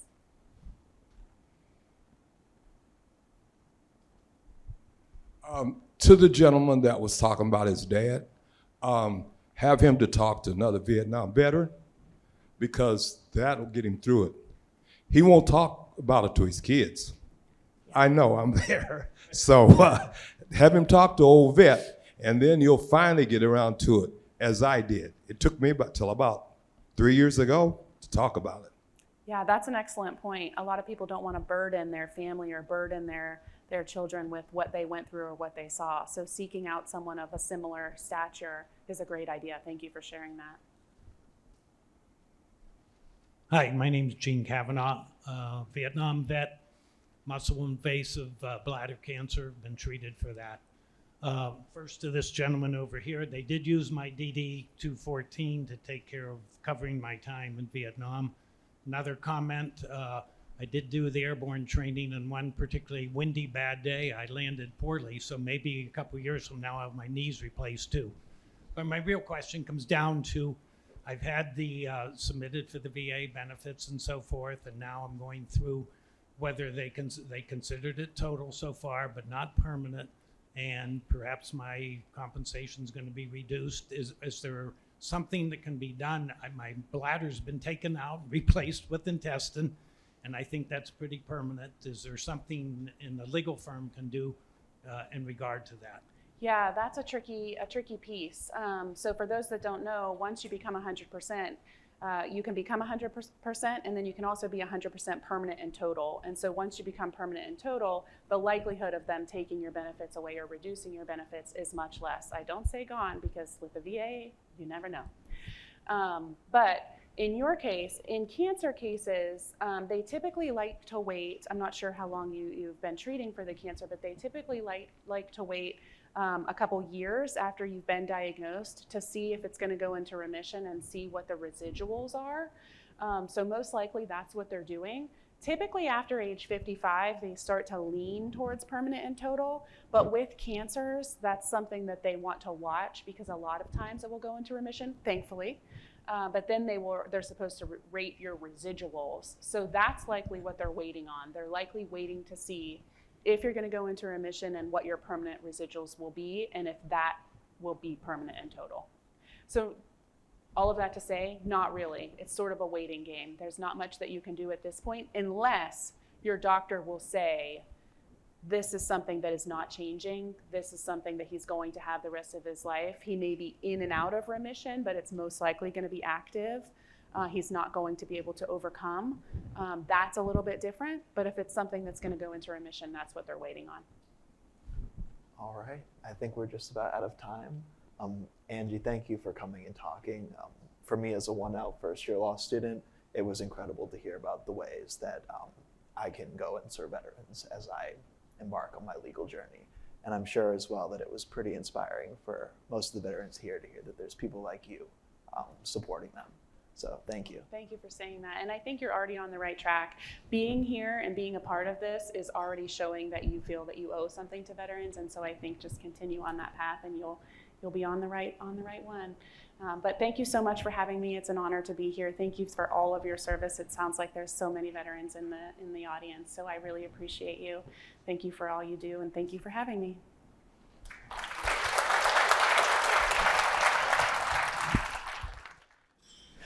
All right, now we are going to move on to Vice Chairman of the Joint Chiefs of Staff, Admiral Christopher Grady. So I want to introduce Admiral Grady. Admiral Chris Grady, a native of Newport, Rhode Island, native of Newport, Rhode Island, and a graduate of the University of Notre Dame, is the 12th Vice Chairman of the Joint Chiefs of Staff. In this capacity, he is a member of the Joint Chiefs of Staff and the nation's highest-ranking this nation's second highest-ranking military officer. In past assignments, he commanded USS Ardent, USS Chief, USS Cole, Destroyer Squadron 22, Carrier Strike Group 1, USS Carl Vinson Carrier Strike Group, Naval Surface Forces Atlantic, and the U.S. Navy's 6th Fleet, and concurrently Naval Striking and Support Forces NATO. He most recently served as the commander of the United States Fleet Forces Command, based in Norfolk, Virginia, where he was responsible for providing combat-ready forces forward in numbered fleets and combatant commanders around the globe in support of U.S. national interests, and concurrently served as the Commander, Naval Forces Northern Command, Commander Naval Forces Strategic Command, and the Strategic Command Joint Force Maritime Component Commander and Commander Task Force Atlantic. Admiral Grady is the Navy's old salt, recognizing his extensive knowledge and expertise as a professional mariner and as the longest-serving active-duty surface warfare officer in the United States Navy. Speaking with him will be Trevor Turner. Trevor is a second-year law student and served as a field artillery officer in the Marines. Please join me in welcoming both of these gentlemen to the stage.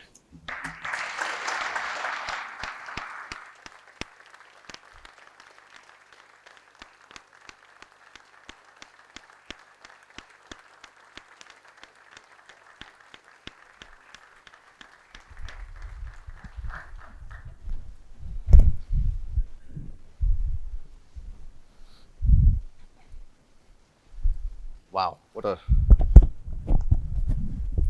turnout we have for the Admiral. So thank you everybody for coming. I just want to let you know we're going to be having questions towards the end. So make sure that you're thinking of any pressing questions that you'd like to ask Admiral Grady, and we'll get that set up. So Admiral, to start off, I'm sure many here do not quite understand exactly what the Vice Chairman of the Joint Chiefs of Staff does. Yeah. Would you mind sharing your roles, responsibilities, and how you approach the job? Yeah, thanks. Got a crowd over there too. Maybe we slide forward a little bit, or you can move that back. Yeah, the vice chairmanship is an interesting position in the Pentagon. I think the best way to describe it, and as I describe it, it could lead to other questions that you might want to dig into. The best way to describe it is I live kind of in four worlds. The first world is policy, and so setting and making and executing policy. As a member of the Joint Chiefs, I am a member of the Joint Chiefs of Staff. I represent the Joint Chiefs as a member of the Deputies Committee over at the White House. I often represent as as the principal. Certainly I'm doing that now as the acting chairman over at the White House. So there's this policy world that I live in. If you go over to the next quadrant, then this next world, I live in the world of requirements. So the military voice that establishes what should those requirements be to execute the national security strategy or the national defense strategy or the national military strategy. So the chairman of the Joint Requirements Oversight Council envisioned me at the head of the table with all the service vice chiefs, four-star service vice chiefs, as we try to go from strategy to budget, which is the next world, right? So the third world is the budget. So I'm the co-chair of the Deputies Management Action Group, where we put together the budget every year, amongst other things that we talk about. And then after that, there's a piece of acquisition. And I sit as the co-chair of the Major Defense Acquisition Board, where we took a look at all the big programs and how they are performing or not, and how we bring them to the force. So 4 worlds. So how does one get after that Venn diagram, which in the middle then is the vice chairman's flag? So I do have a kind of a theory of the fight, and it builds toward 3 end states. And the first end state is joint force overmatch now and in the future. That's what we want to be able to provide. And so let's pull that apart a little bit. Joint. All of the hardest problems that I deal with and that we deal with in the Pentagon are joint, because we know that probably with the only exception being the undersea domain, the Navy will own that for the foreseeable future. Everything else is the Air Force, the Army, the Navy, Marine Corps, especially the Space Force now coming together. So every problem is a joint problem. And we want overmatch. So we don't want a fair fight, right? And so we want to outpace potential adversaries. And then the now and in the future. And this is really important. And it's the central tenet of the national military strategy, which asks us to carry out our responsibilities with strategic discipline, where we can balance what we do now and what we need to do in the future. So there's a fight tonight piece, but then it's build the force and modernize the force out to 2040 and beyond. That tension is real and palpable. So that's the first end state. The second end state is an interesting one, and that is to achieve decision dominance. Now, I kind of thought when I came up from Norfolk that this would be something that would already have been built, and it was not. And so how do we turn faster than the enemy? How do we use big data to turn faster than the enemy? And similarly, how do we use big data to build the force that we need going into the future? That was not something that I found was in a position that I wanted it to be for the joint force. So it became an end state. And what's important about that is I'm the first for whom it's a 4-year job. In the past, it had been 2 and then get reconfirmed for another 2. So I knew that I had this 4-year time to try to make some change. Just interestingly, I am the first for whom I cannot do any other job in the military. So at the end of this, I can't be the chairman, nor would I go on to be a COCOM or a combatant commander or a service chief. So that's empowering, frankly, as a member of the Joint Chiefs. You have your own independent voice. So that became an end state that I'm trying to drive to. And then the third end state is warriors that can fight and win. So this is the people piece, right? And it's easy in the Pentagon to forget about the center of the universe, our soldiers, sailors, airmen, Marines, Guardians, what they need, what their families need to go out and to fight and win. So as a co-chair of yet another board with the Deputy Secretary of Defense, the Warrior Readiness Council, we talk about all of these things that enable the center of the universe, who are our warriors. So I'll leave it at that, but maybe that will help you think about questions you might want to ask. That was a fantastic response. Thank you. Very thorough. Kind of switching gears here. The theme of this year's Notre Dame Forum is what do we owe each other? And consequently, the theme of this symposium is asking the question, what do we owe our veterans? Both of these themes involve service to our nation, service to each other. You've served in our nation in uniform for nearly 41 years. And you're currently the nation's highest ranking military officer. I consider you probably the preeminent expert in service. So I'm just curious, what does service mean to you? How do you define it? Yeah, well, I really appreciate you asking this question. So thanks to Notre Dame Law School and the Military and Veterans Law Society, very much appreciate you undertaking this. As I say, it's easy to forget why we do what we do. So to me, then, service is all about something that's bigger than yourself. It's about giving back. It's about a higher calling. And so those of us in uniform, we choose to do it in defense of the nation. We take an oath to support and defend the Constitution of the United States. And our job is to deter, and if deterrence fails, then our job is to win, to preserve what we think are our values. That's a form of service. There are many ways to serve, and many of you are already doing that here, whether it's as a teacher or in other entities of the federal government, or as a first responder, or as a military spouse. Our military spouses serve in their own right, probably one of the hardest jobs that we do. I think a key tenet, though, of service that we probably ought to reflect on is that service should not be transactional, right? And so if one chooses to serve because they think they're going to get something out of it, then I don't think that's the right way to go about it, right? If you're choosing to serve to be a global force for good, which is what Notre Dame is all about, and I think has achieved the moral high ground in sending forth students that and citizens who understand that, then I think you are doing it right. Now, I will give you one exception. If you're being transactional because you want to serve to make the country better as a citizen, that is good. And for me, it's about my children and my grandchildren, right? I'm okay with that transaction, right? I want to give my grandson, right? I want to give my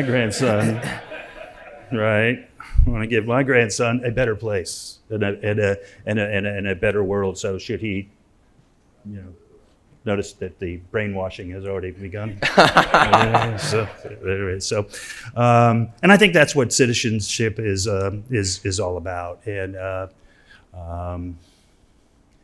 the other element of service, back to being non-transactional, is the idea that you're doing it because it's the right thing to do. Again, back to what Notre Dame is all about, right? And so having this bias for action, in the service, we expect that center of the universe, our soldiers and sailors and airmen and Marines and Guardians and Coast Guardsmen, to take action when they see something, right? To not just walk past it, right? And they do that because that makes the unit a more successful fighting unit. And I think we as citizens need to do that as well, right? We just can't walk back. We can't whistle past it, right? So if we do, then we're takers. And I think as citizens, we want to be doers, whether it's doers for yourself, but primarily for them, right? And that's what I think service is all about. No, thank you. I think that's a really profound answer, especially I know service with regards to the new clinic that was announced earlier, the Veterans Clinic that Notre Dame's going to be providing next year and into the future.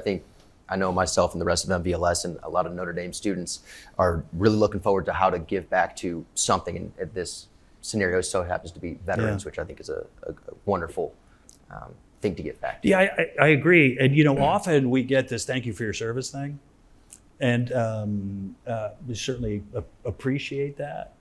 I think most of us, and you too, my fellow devil dog, we get a little uncomfortable with that because I think for most of us, we're doing it because it's the right thing to do. And so it's kind of our duty, our civic duty. So that's what we try to instill. Again, this non-transactional approach to service, to doing the right thing. That's a wonderful transition into my next question, which was actually, in your 40 plus years, I don't want to imagine how many times you've heard thank you for your service. Yeah, and like you mentioned, I know it's kind of an uncomfortable thing for service members and veterans to hear. So, what kind of initiatives or policies or programs do you believe are most impactful for Americans who want to express their gratitude beyond just the phrase "Thank you for your service"? I'm assuming you heard some of that from the secretary. He's over here. It was just, sir, good to see you. How are you?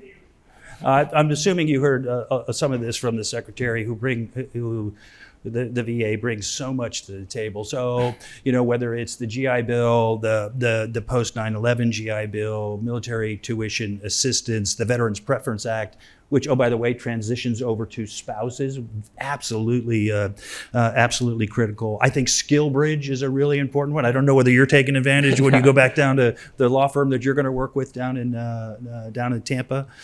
So Skill Bridge is critical. The VA mortgage is critical. These are all things that I think not only say thank you for what you're doing, they take care of us, which I think the nation owes. It's the highest, one of the highest obligations I think we as a nation have.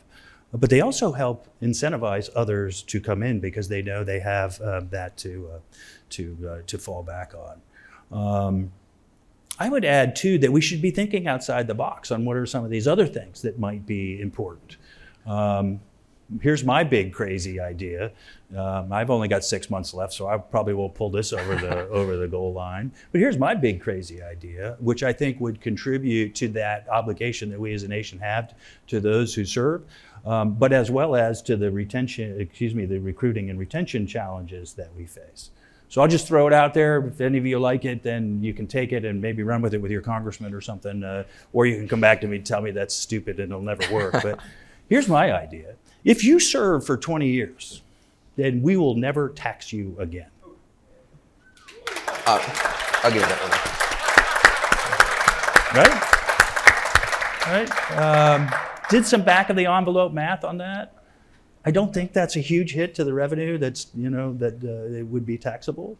So, you know, if we want folks to come in and commit, then maybe after 20 years, that's the big payoff. And I'm pretty sure that if we were able to do that, that might help. But again, shows the commitment to those who serve, and also serves, I think, as a way to entice those who can. And you may even be able to graduate. You stayed for 10, okay, you get something less.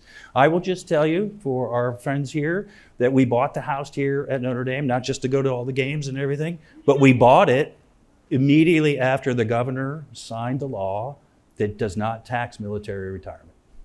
There you go. There's the incentive in action why we bought the house. I think there's quite a few veteran service members and future service members out here who would very much enjoy that policy to be enacted. I, for one, am certainly with you on that. You're moving to Florida. Many veterans bring really strong leadership skills to the civilian world. I know some of the most intelligent leaders I met were the Marines that I served with. Right. But I don't think that many veterans understand just what they're able to bring to the table, and I don't think they understand just how great of leaders they actually are. So how can we encourage more veterans to take up leadership roles in business, government, and public service to leverage their experience for the greater good of society, the community? Yeah, I guess there's a couple dynamics to that. So first, facts bearing on the problem. I brought some stats with me. Always have data, right? Data dominance, right? Always have stats. I think the value proposition of a veteran as they return to civil society is really high. How many here have hired veterans? How many is that? Yeah, right? And so I'm pretty confident that when I look at you, you know that you're going to get someone with a strong work ethic, strong leadership skills, quick learners, going to show up on time, all the things that we, I think, try to instill in the service. You are the beneficiaries of that. So one of the vectors, I think, to solving is to continue to hire veterans. So for instance, while 6% of Americans are veterans, we know that there are 3.2 million veteran-owned businesses that generate $180 billion in revenue. And that veterans who serve, and this is particularly after post 9/11, will on average earn $11,000 more than their colleagues. So to me, that's really powerful. So please hire veterans because you know what you're going to get, and that will thus incentivize veterans to think about, okay, what their value proposition is. Okay, now on the other side of the equation, I think we have to do a better job on transition. right? So there are several transitions in one's career, and for those of you who are veterans, I think you can understand this. For me, having done almost all of them, with one to come here at the end of October, they are this. One is when you put the uniform on for the first time. One is when you go into combat for the first time. The next is when you make general or admiral. That's a big one, or Master Chief or E9. The next is jumping to the 4-star world. That's a 5-beer conversation. I'm happy to have that with any of you later. It's a word world. And then the next is when you leave. In all of those, I think we do a good job. The first one we do really well. We know how to take a civilian and turn them into a service member. We're pretty good at that. Where we let that go, I think, is when they transition out. And so I think that we can do a better job on that last transition in one's career, where we tell them about the value proposition of what they bring to society, where we do things like Skill Bridge. This is what Ken's working on, right? You are a big part of that here at the VMFA, and I'm really proud of the work that you're doing and that the leadership that Notre Dame has undertaken to stand up and do that. You're a big part of that transition, but in the services we can do better. So I did bring an exhibit on this, and let's see, hopefully I still have it. So this is a letter from 1946. And it's from General Wainwright, who was the headquarters of 4th Army. And in it, he says all the things about what our service members did during World War II and the greatest generation, how proud the nation is. But then he says, notably, as soon as you take the uniform off and enter civil society, become a leader again. That's his admonition back in 1946. So this is part of a transition. We can do that better. And so I would say that in addition to hiring and recognizing the value on the one side of the equation, the other is that we can do better, I think, on the transition out. Certainly. I know that after you exit the military, the transition's interesting, and you're used to being around so many high speed or very intelligent, high quality leaders. So finding that out in the civilian world is definitely something that is maybe a challenge, but it's certainly out there, to be sure. It is. I mean, there's a lot of high speed and high functioning people in the civilian world too, right? Of course. And I think we in uniform, as we make that transition, are well prepared to integrate into that. And I think part of this transition process that Ken and others are leading is how do you do that, right? I think the one thing that we miss when we step out and we look over the fence and we go, oh, that'll be great, and I'm going to get out, is the camaraderie, right? And so my admonition to folks as they transition out is, yeah, that's probably a true dynamic. So fix it, right? The company that you join, help be part of building a great culture. That's part of leadership too. Absolutely. I know that's one of the main reasons why I joined the MVLS is I was seeking sort of that camaraderie that I had when I was in the Marines, and I certainly found it here, and everybody's been, fantastic. So you are absolutely correct. Right. With an all-volunteer force, fewer Americans these days have a direct connection to the military. Yeah. So how can we strengthen the relationship between veterans, active duty service members, the civilian population to foster a greater understanding and support, maybe with regards also to that transition out? It's a really important question, and I'm going to need your help with this as you go about your lives. Increasingly what we see, and many of you probably know these numbers, but increasingly what we see is if you take 100 graduating high school seniors and then they transition into the military, and we say, raise your hand if you come from a military family. About 80 hands go up, right? So they come from a background of military service. My own son, who's a graduate from Notre Dame, served in the Navy. He's 5th generation, right? So there's Nick, and there's me, and then there's my dad who had command of his own ship. My granddad was a Marine. We don't talk about him that much. No, I'm just kidding. My granddad was a Marine, and then my great-granddad was a naval officer. So Nick is kind of an example of that coming out of Notre Dame NROTC. So there's power in that, right? They know the culture that they're stepping into. They're committed to it. They're passionate about it. But I would say, too, that there's a challenge there, because what we don't want is this any kind of warrior caste to be built where we are increasingly detached from the society that we serve. That's not useful. And so back then to how, if that is a dynamic, how do we combat it into the future? Recruiting is a big part of it, right? Recruiting challenges are real, but I think we are climbing out of the kind of the post-COVID years. The numbers are starting to look pretty good. We'll see whether we can sustain that. But there are two narratives out there that this is where I can ask for your help. There are two narratives out there that are kind of damaging to our ability to recruit. The first is that if you join the military, you will be damaged somehow, right? You'll be physically hurt, psychologically hurt, sexually assaulted, something like that. Certainly, those kind of destructive behaviors happen. Back to the deputies or to the Warrior Readiness Council. That's where we try to get after such things like that, these destructive behaviors. But I know that that's not the case when I look at our retention numbers, which are about as good as they've been since the onset of the all-volunteer force. People would not stay if this damaging dynamic were undertaken. So I know that that's not true. That's the objective quality evidence that helps me sleep better at night.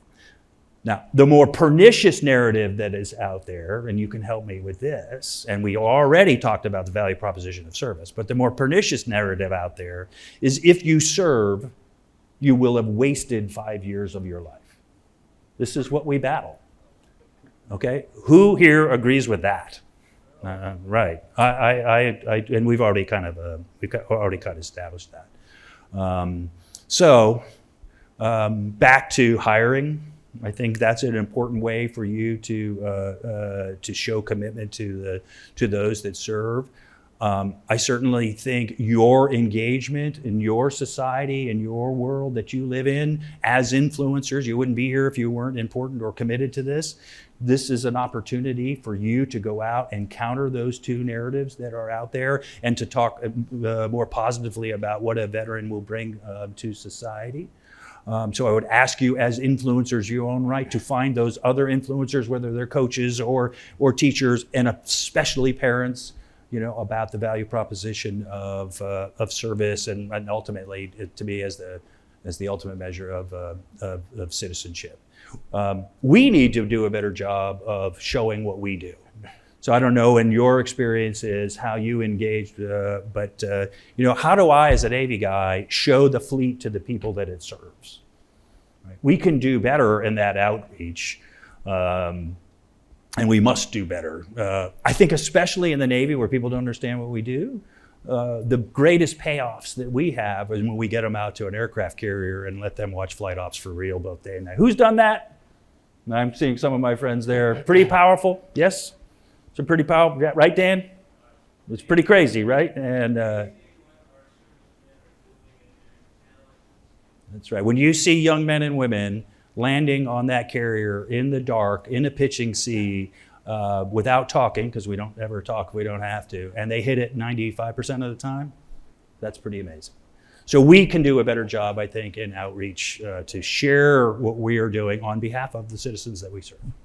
Yeah, that's a great point. I know from my personal experience, I didn't take photos during my time in for this purpose, but I found that when I got out and was trying to explain to people like what I did when I was in, the photos were really helpful in helping them understand exactly what I was doing, and then kind of breaking it down into not simpler terms, but different than military terms. Infantry, right? Yeah, infantry terms. Well, exactly. let me give you my favorite Marine story on this. Oh, no. Okay? In Marine infantry, right? It's good, don't worry. So one of the great things that I get to do, the chairman and I split the USO tour. You've heard of the USO, Bob Hope, all that. We split that, and I typically do the one which is a week during the kind of the Christmas holidays, and then the chairman will do the one in the summer time frame. The last one we went on, the last USO tour we went on, we had an opportunity to spend some time with the Marines, and the highlight of the show was a young Marine who knew we were coming and had dug a foxhole, a fighting position. Okay, he's nodding already, yeah. Right?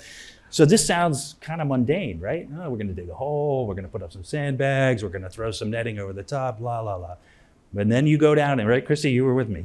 You go down into that foxhole, that fighting position is a better way to put it.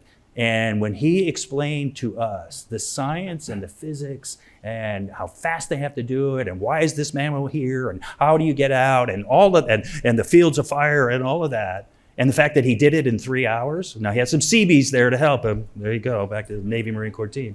But that he did it in 3 hours, that you went from the mundane to the complex. And you could not have been more proud of that young man, because he was so proud of his fighting position. So that opportunity then, that story is a good one, because it shows what we do, how proud we should be, how much it goes into it to be a great Marine. And we did it with the USO, all influencers in their own right, who then take that back. That's you. You're all influencers. You can take that message back and dispel those two pernicious narratives that I talked about. I remember very vividly the first time they told us we were going to dig a fighting position or a foxhole, and I thought it was as simple as just taking a shovel and digging straight down. And then they started handing us diagrams and different pamphlets of what goes where, and I quickly realized that this was just not just any hole in the ground. Yeah. By the way, it's not a shovel; it's an entrenching tool. Everybody loves a good e-tool. E-tool, yeah. If I were stuck on a desert island and want an e-tool, that would be the one thing I would want. It is the jack of all trades and master of every single all right, one. we're getting on.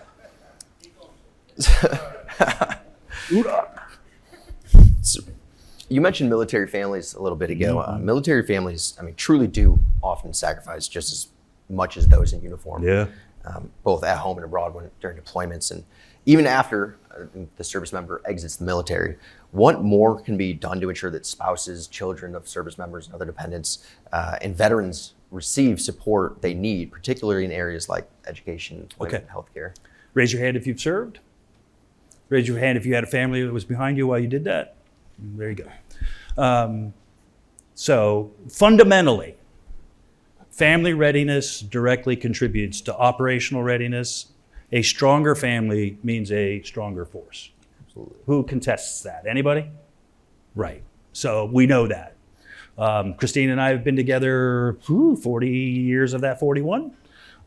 There's no way that I could have deployed for out of that 41, 20 odd years and done all the things that we needed to do, to include raising 3 great young men, 2 of whom are Notre Dame grads. One went to Texas, that's okay. But it's because it's still major football, right?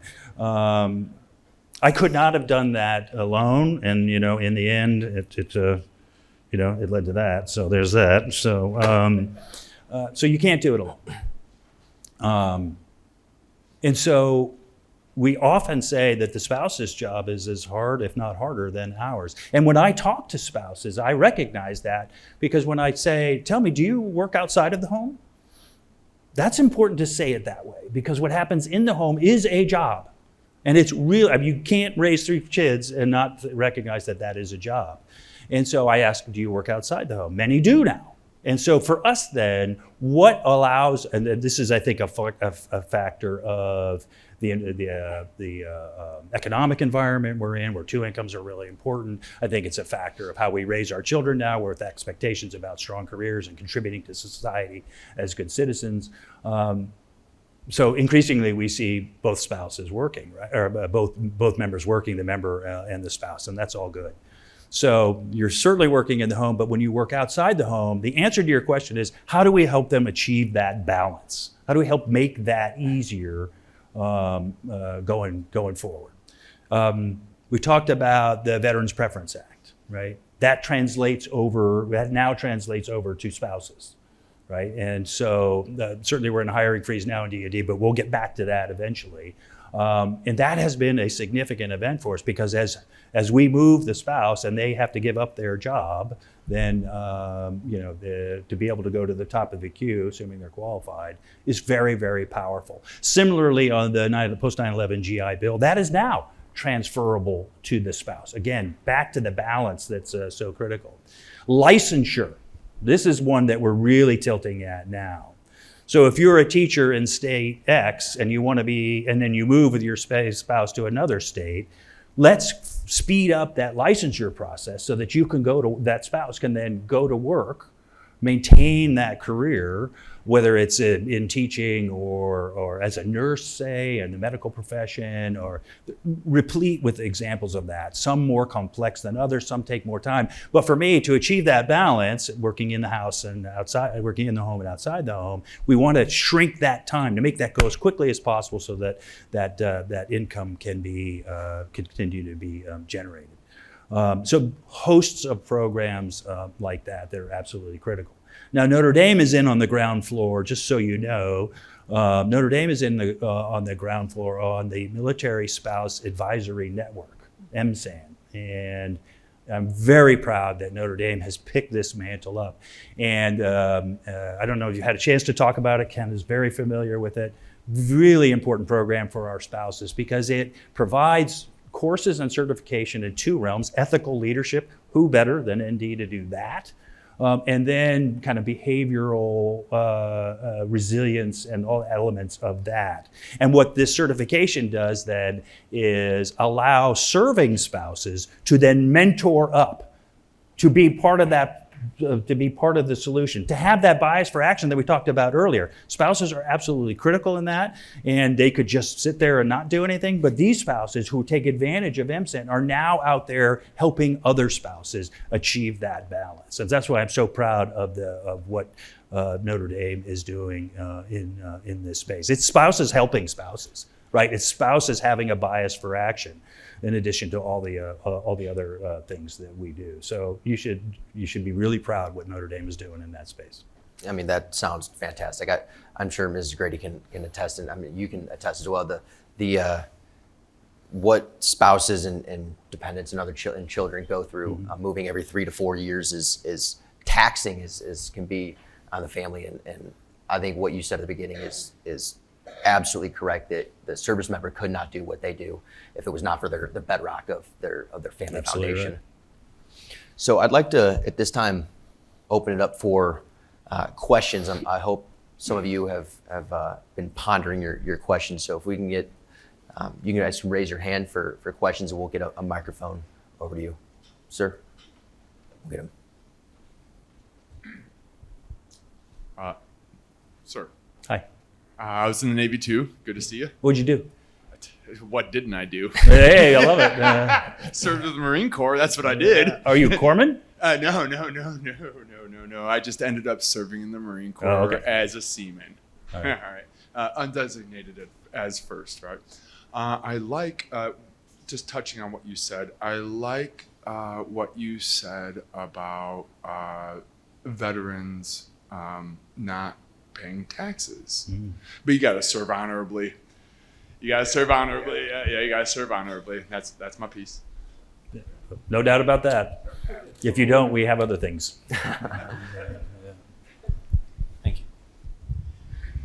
Admiral, you talked about transitions. And I know that when leaving the military, that transition always feels final and just one directional. Has there been any thought at the Joint Chiefs level of allowing people to take 3 to 5 years off in the middle of a career to maybe explore civilian options, or maybe to express to their civilian counterparts what the military is like, and then coming back in uniform, maybe along with their peer groups, just so they don't feel like they're missing out on command time or missing out on career milestones they might otherwise miss? Yeah, thanks. So what our colleague is referring to is this idea of permeability, the ability to move in and out of working for the department. We'll just talk about it in the military, the ability to move in and out seamlessly. And that brings great value, right? When you execute permeability well done, are able to move out into the society that you serve, whether it's with a big company or going back to school or something. And you bring the military with you, and you are part of that influence that says, look what we can bring. And at the same time, that investment in the individual who does that is very strong, because they get the best practices that society, that the civilian and commercial world has, and they can bring that back to us. This is particularly important now when you look at the percentage of R&D. Back in the day when I first came in 40 years ago, it was upwards of beyond 40% of all R&D dollars were from the department, and now it's down about 5%. So we need to hear from the civil and the commercial industry.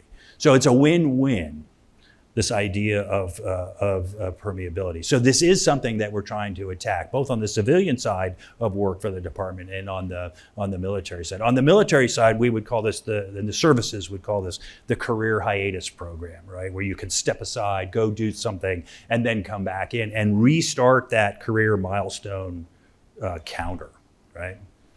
I would say that we still have some convincing to do that you can do it, right? Each of the services has a program like that.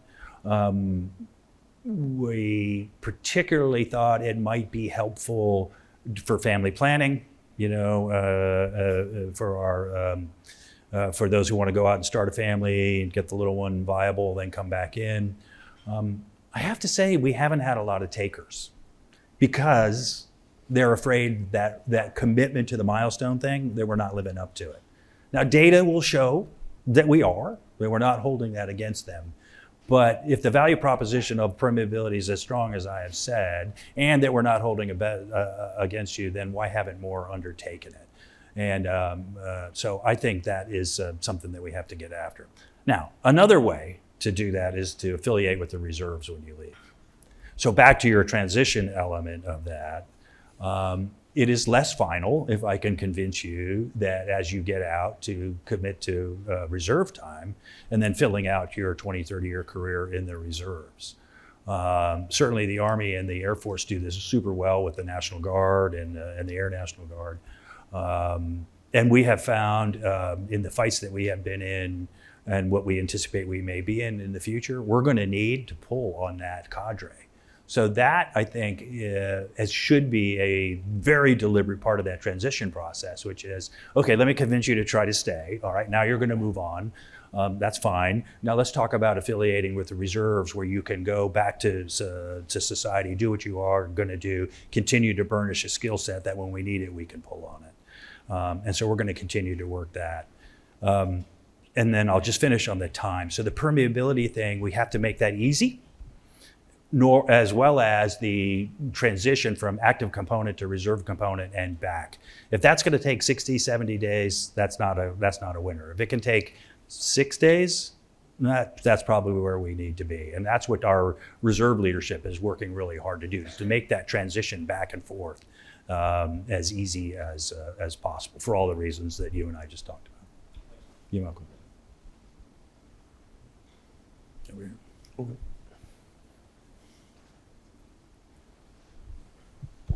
Thank you.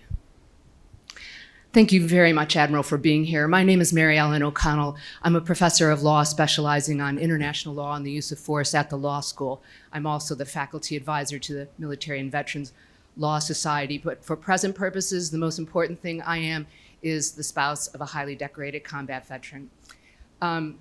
If my husband were here, and we've talked about this often, and he were to answer the question, what do we owe our veterans? He would say we owe a continuing high-level commitment to the rule of law. He volunteered to serve later in his life. He was at the end of the recruitment period, but he decided it was his duty to serve his country and to risk his life to defend the Constitution.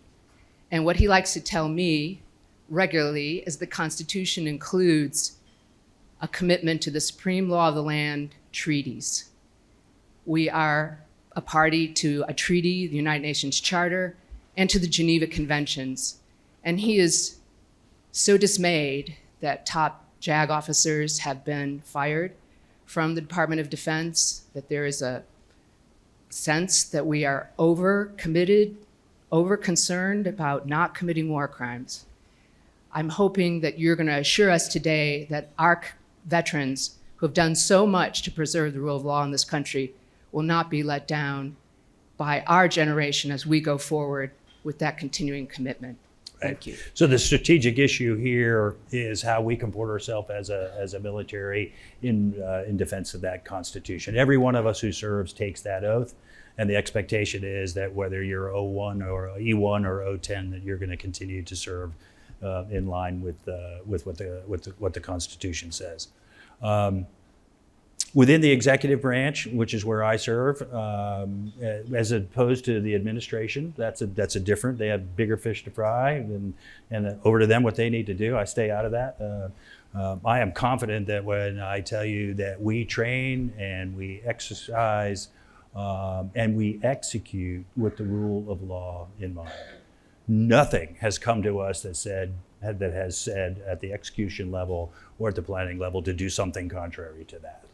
The political dynamics that go with that, I'm not going to comment on that. I'm going to stay out of it. Just to tell you, though, that what I have seen, and then as translated down to the force, whether it's in the Red Sea right now or where we are the most kinetic, all of the things that rule of law demand of us, from civilian casualties to the rest, are still being upheld at the highest level. I'm very confident in that.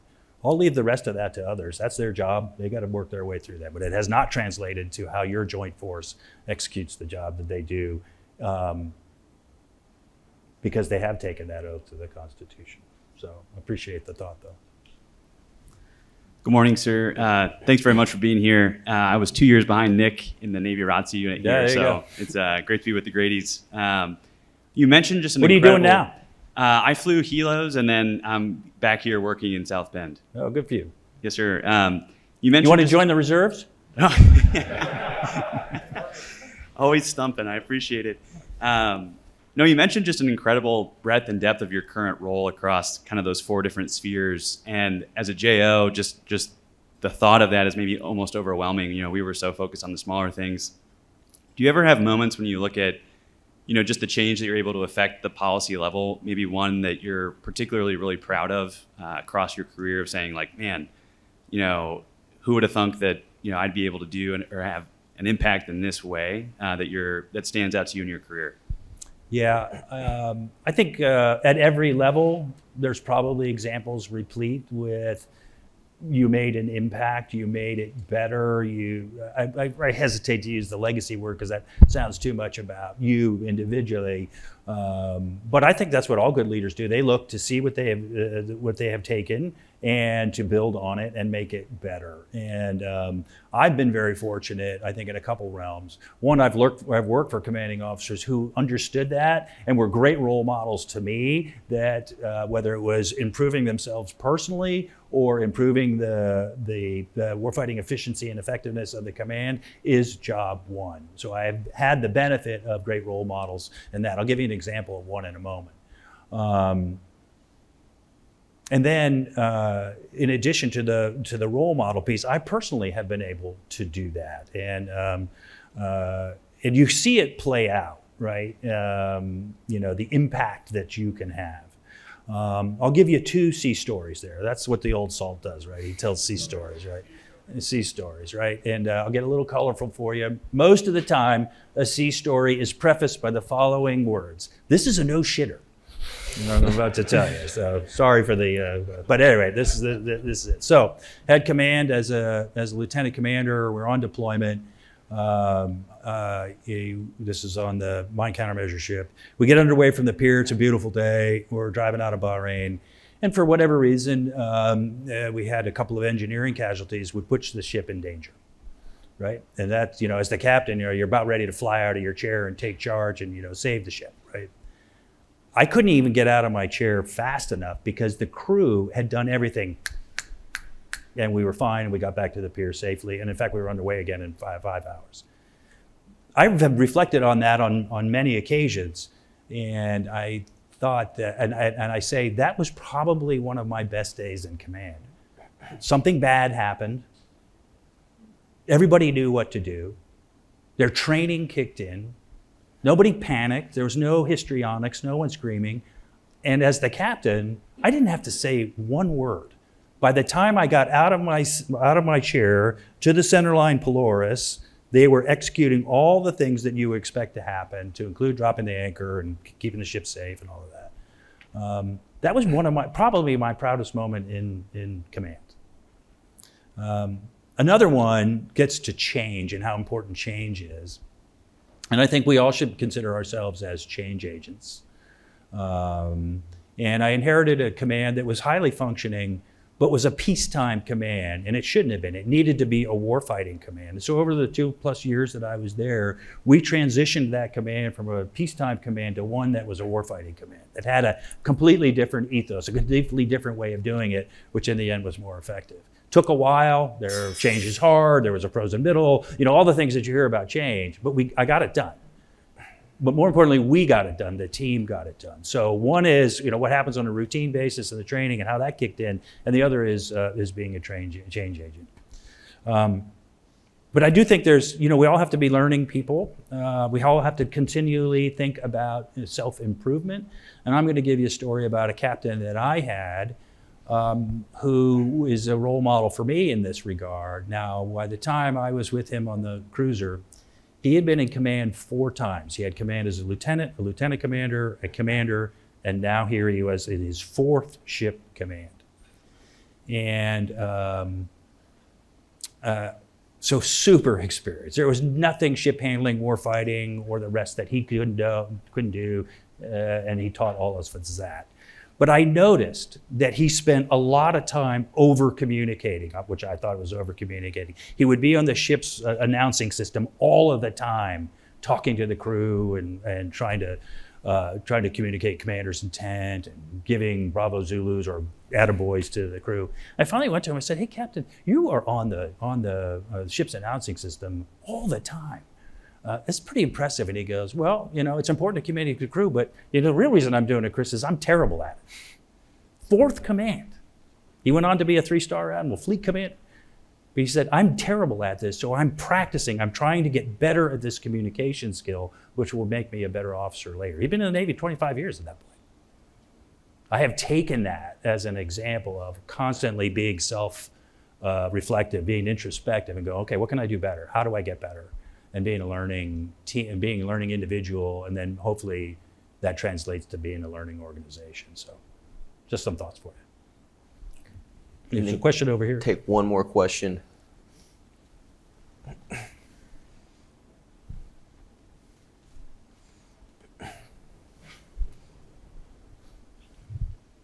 Hi, my name's Robin Hoffman. You were talking about the veterans' preference for hiring our veterans. I actually work for the government and I'm in human resources, so I hire veterans. Currently, the way it is that if you are a disabled vet, you have the veterans preference, or if you have campaign medals or certain time frames. What do you know if there's anything like in the future that we're going to do that will help veterans getting out now that may not have served in the certain time frames or have the campaign medals or possibly don't have the disability? Because I do see that a lot of our veterans that apply, if they don't have the certain aspects, they don't get the veterans preference to help them for government positions. Yeah, so you can see the value proposition of those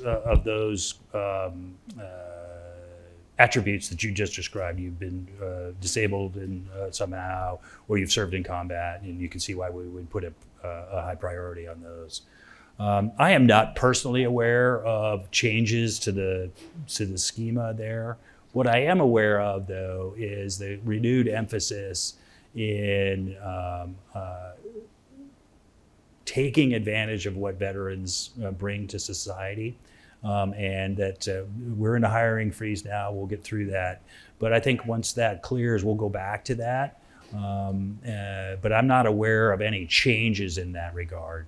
But I guess the takeaway for everybody here is, yes, we're in this hiring freeze right now. We will right-size the force, but then I think we'll get back to that discriminator as it pertains to spouses as well. It's a pretty emotional thing right now as we work through this hiring freeze, but we'll get past it and we'll get back to putting the priority on the people who have given so much, and that's our veterans and our spouses. Well, ladies and gentlemen, if you can please help me thanking Admiral Brady for coming out today. All right. Lunch. We're going to go ahead and we're jumping in a little bit early, but we're going to start with our last speaker.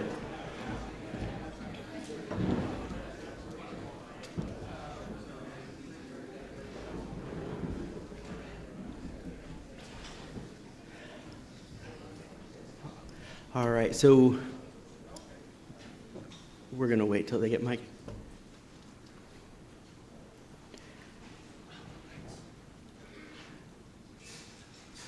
All right. So our last session is with attorney Brian Nicholson. Brian Nicholson is the Cyber Program Director for the Defense Institute of International Legal Studies. He previously served as trial attorney in the Criminal Division of the United States Department of Justice, in the Office of the Secretary of Defense, and in the U.S. Army JAG Corps. He held assignments as military defense counsel for the lead defendant in the 9/11 death penalty case at Guantanamo Bay, as a liaison to the Iraqi judiciary and U.S. Special Operations Forces during a year deployed to Baghdad, as the senior prosecutor for the Military District of Washington, which includes the Pentagon. Last year, he was mobilized to active duty to assist the Army in legislative affairs through the 2024 election. In the private sector, Brian was a litigation associate at a large law firm, national security counsel for a defense and tech company, and senior vice president at a tech consulting company. He graduated from Notre Dame Law School in 2006 and has instructed at Notre Dame Law School in the intensive trial advocacy program since 2014. Speaking with Brian, it will be James Scala. James is a first-year law student who served as a field artillery officer in the Marines. So please join me in welcoming both of these gentlemen to the stage.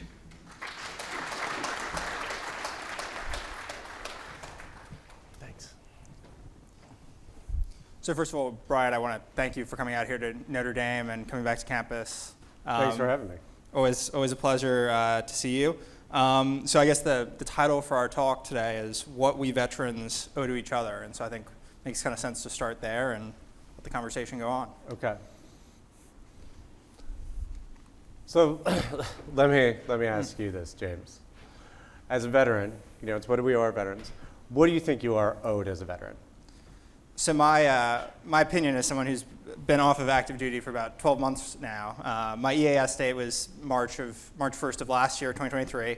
I know it because it was on my DD-214, and I might have been dreaming about it for a while. But I think the initial reaction when someone asks me that, and when I'm talking with folks out and about, and the subject of conversation comes to my service, my response as a veteran is often, "Oh, you don't owe me anything. Like I volunteered, I raised my hand, and I did my service, and I was proud to be in uniform for my country for a couple of years. But now that I'm out, I just want to go on and live my life."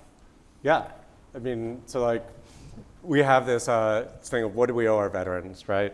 You get a phone call. Imagine you're doing your thing elsewhere, and you get a phone call and say, "Well, what do you think you're owed as a veteran?" Right? Of course, my response, like most people in the room, was nothing. Nothing. Just like Admiral Grady said, it wasn't transactional. When someone says, "Thank you for your service," the response is, "It was my honor. I feel like I'm owed nothing." So you said you're owed nothing. I said I'm owed nothing. What a treat for all the people whose job it is to help veterans, right? That's a barrier to entry, and that's a difficult thing to deal with for folks who are out there trying to get veterans the help that they need, right? And it's something that we should be aware of because I think it informs a lot of the rest of the discussion, and is something where we can help people help other veterans. So like, knowing that that's kind of the default reaction, like, let me ask you another question. What do you think we owe the folks that you served with? What do you think we owe your brothers and sisters in arms who are Marines with you? So I think we owe them the respect, when they're in uniform, and I think we owe them the respect when they're out of uniform. That being said, I think there is, and I felt this coming in. I graduated college in 2019. I commissioned that fall, and when I was getting in and when I finally hit the operating forces, I was with a crop of lieutenants and junior Marines who had very much missed the global war on terror. And so I served with company commanders, battalion commanders who had extensive combat tours, and so I always felt a little bit of like respect and awe for them and their service. But as someone who served pretty much exclusively during peacetime, and I know there's various folks that are out doing counterterrorism stuff right now, but largely the active duty force is a peacetime force at the moment. I always felt I owed them something. I think it was always a little bit less clear as to what I owed myself and the folks around me who were strictly peacetime. Yeah, I mean, that seems to be like a recurring theme, especially when veterans talk with one another, right? And look, we ran into this last night. And look, I'm a trial lawyer by background. I'm an Army guy by background, so I like to tell stories and I like to hear stories. And there's this way that I think we can all understand this through some of our own stories. I think that this this thing where folks create different strata, it's actually relatively easily pierced, and you see that we have more in common than we don't. And that goes through no matter how you served or no matter when you served, right? And so if you don't mind, I'll give a couple of stories, right? So last night, we're at Roars. Does everybody know Roars? There's, I'd say, a famous bartender at Roars. Classic Notre Dame establishment. Classic Notre Dame establishment. And does anyone here know Murph? Yeah, everybody here knows Murph, right? If you don't know Murph, you should know Murph. There should be a statue of him on campus the way that there's a statue of the great coaches, right?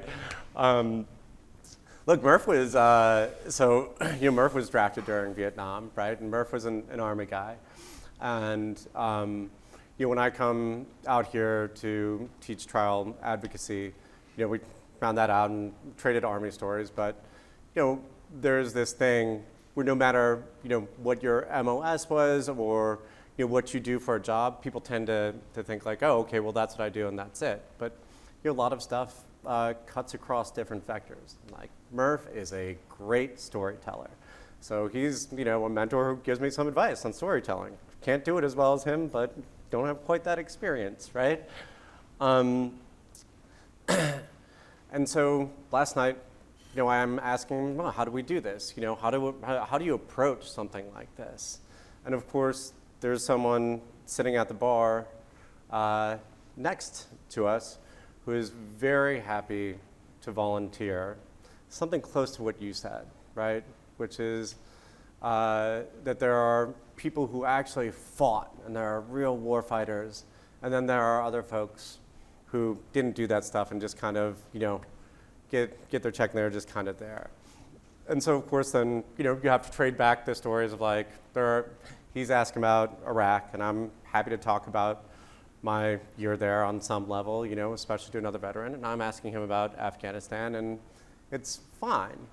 But you could see in his reaction, I mean, for those of you guys who know him, you could imagine what Murph's reaction to that was, like, oh, young man, these are some unhealed wounds, right? And what I said and what I'll say now is that when I was a salty company grade officer like you, getting ready to deploy to Iraq or Afghanistan, I was at an NFL game, and I'm there with some wounded warriors, one of whom is in a wheelchair, whom is missing some limbs, and they bring out a junior airman, as they do at those games, so that everyone can stand up and applaud, right? And I'm sitting there, having gone through basic, just haven't gotten through some other stuff at Hood then, getting ready to go to Iraq, and I'm like, we're going to clap for this guy who's only been in the United States? Come on, look at these guys that I'm sitting next to, And the guys that I'm sitting next to, who are wounded warriors, they are hooting and hollering for this guy. They're yelling and they're clapping. And the one who I've been talking to, he says to me, hey, come on. He said, but look, who are you to judge how someone else served? Who are you to judge someone else's service? Like, this guy raised his hand. You don't know what he's going to get to do. Most of us don't get to serve how we want to serve. And there's no use in creating some gradation. And he's saying this to me, giving me the typical NCO, chop, right? And I can see the bracelet with his friends' names on it, right? And that kind of changed the dynamic for me. That was one of 2 stories that really changed the dynamic for me, which is that all service is honorable, right? And I still, I wanted to serve in Iraq or Afghanistan because that was what was going on at the time, and that's why I signed up, because there was a surge and they needed folks. And I was like, okay, I won Bengal bouts, therefore I must be tough, which was, a justification to my parents, but it was silly at the time, right? And then the second version of that, is I think a transgenerational thing. Which for me, you hear this story, you hear these stories of folks from World War II, where the guys who didn't get to serve in a particular town wound up committing suicide because they were the ones who couldn't serve, right? And many of us have similar stories about our friends who, in the global war on terror, who deployed and didn't get to do what they wanted to do, got stuck inside the wire, and didn't get to go out the way that they wanted to, and it just continued to eat them alive, and there were bad consequences, or people who didn't get to go at all. But after I got back from Iraq, I came here, got married in uniform in the Basilica to my wife, who was also Notre Dame alum, had the sword arch, all that. Afterwards, I get to meet with some folks who were veterans of Vietnam and Korea. And of course, they're thanking me for my service, and I'm like, what? I didn't do anything. I get thanked because you guys didn't get thanked. You guys are the ones who really did stuff, and one of them then appropriately said to me, I just assumed, they must not know what's going on over there. And he says, yeah, I know you guys are kind of doing like combat tourism in your Humvees, getting some pot shots taken at you, and it's not what we were doing. But you still signed up and you still went, and we're proud that people are doing that. And that matters, and you should be proud of that. Don't hold yourself so lightly in front of us. Don't have such insecurity. You're one of us now. And that was the second thing that really changed my perspective, when those folks who never got thanked, who went through so much, who had a different, harder fight than anything I saw, hey, lose that insecurity. Get past it. We're all out here now, and it's our job to take care of one another. Yeah, I think something that really struck me was I got to the operating forces in 2020, at which point, and I know Secretary McDonough mentioned this morning, but there were Marine artillery units in Syria and northern Iraq really up until that point. And so it was when I hit the operating forces was really when that ended. And my first platoon sergeant, when I got for my artillery battery, was he'd been in for 10, 11 years, and just by the nature of the timing of his deployments, he'd never gotten the combat deployment. And I know that's a little strange for non-veterans and non-folks who haven't served in uniform to be why do you guys want to go to combat? But I think it's for something when you spend so much of your time training, that is what you signed up for, and that is what you want to do. And it was just by the nature of the deployment cycle, he never got that opportunity, even though that was his generation was in that fight. Yeah, that's just kind of how it goes, right?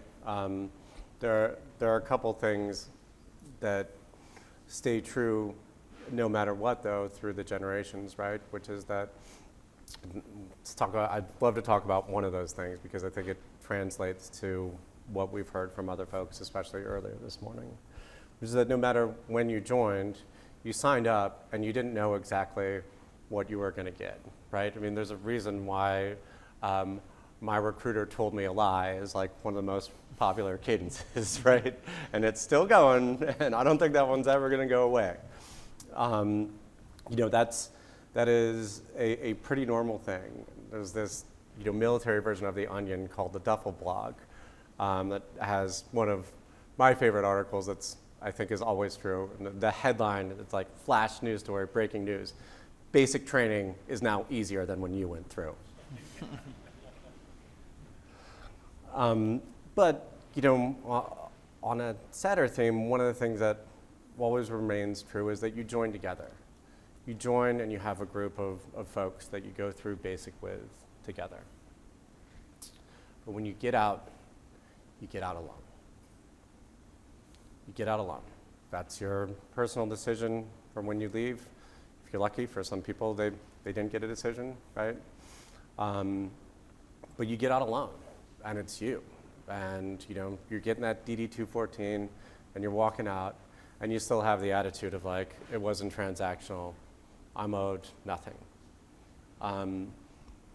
And that is a reality that will remain a reality.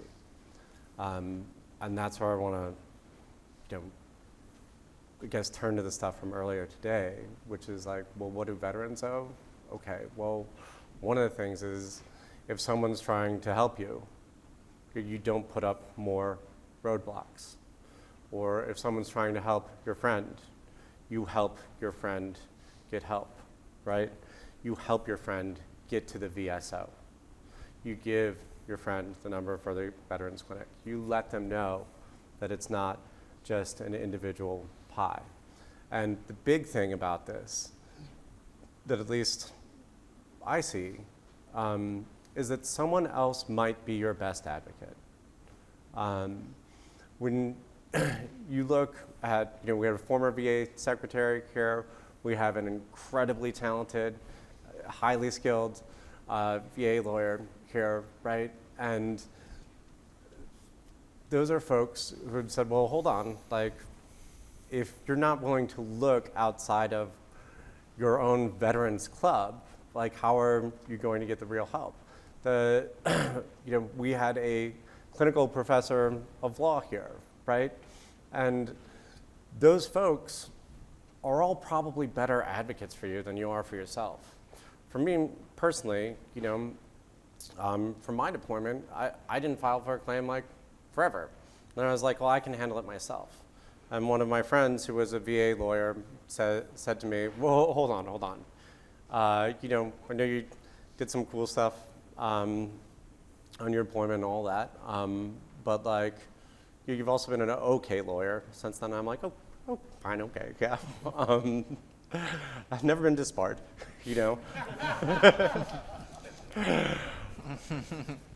And he said, would you represent yourself in a criminal case? And I said, well, no. I mean, only a person who represents himself has a client, right?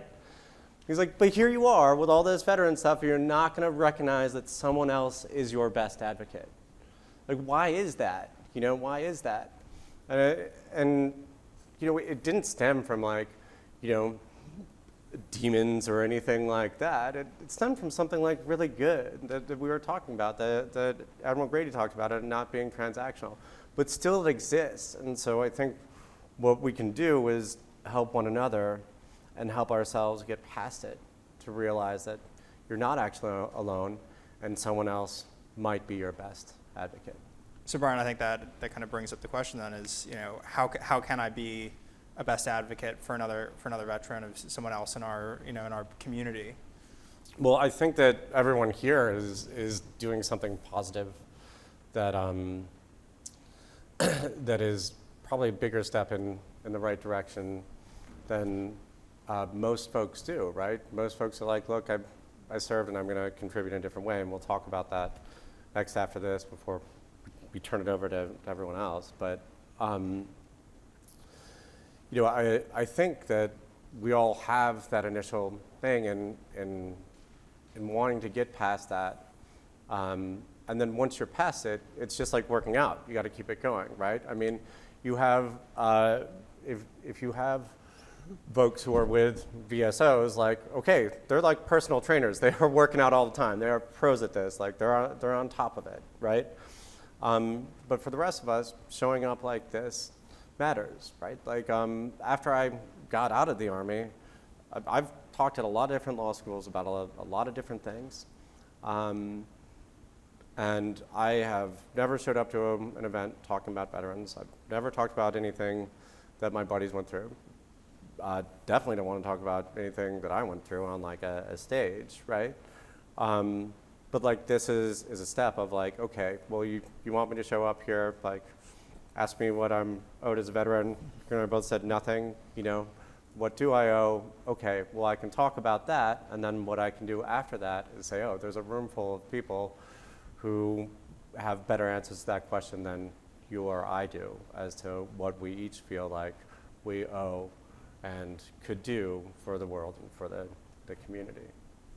No, I think that, you know, I think as someone who is, you know, was recently on active duty and really, you know, felt, you know, even as a junior officer, you know, you're always with your unit, you're always with people to your right and left, and then to come out and to be on your own is kind of is a little bit of a jarring experience. But I mean, what do you know, you talked a little bit about Notre Dame and what this university is doing. I mean, do you think there's anything when you look at Notre Dame in particular, of things that we can do better for veterans in the veteran community? Well, we're doing something really big right now. The announcement from Dean Cole, I think, was really big. And I think that for everyone who showed up here, to the extent that we can help that clinic get off the ground and get going, like, I think that we should all take that up. I get that most folks here aren't lawyers, but this is an area where, again, Secretary of Veterans Affairs wasn't a lawyer, Admiral Grady isn't a lawyer, and you heard the veterans lawyer say, actually, it's the VSOs that like are keeping us above ground.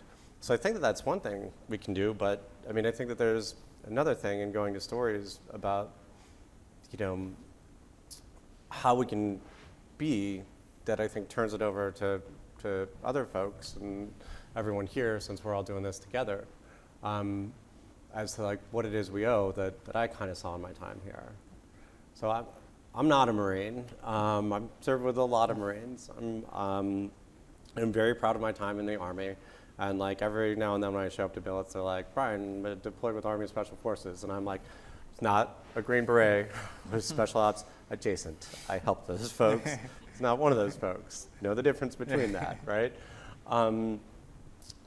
But when I was here, there was this guy, Charlie Rice. Now, Charlie Rice was a retired Marine colonel.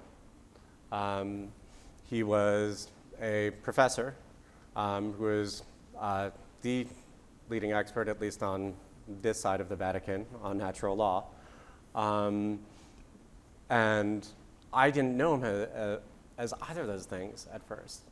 And when I first met him, I didn't really think much about the military. My folks weren't in the military, and that wasn't like in the plans for me when I showed up to Notre Dame.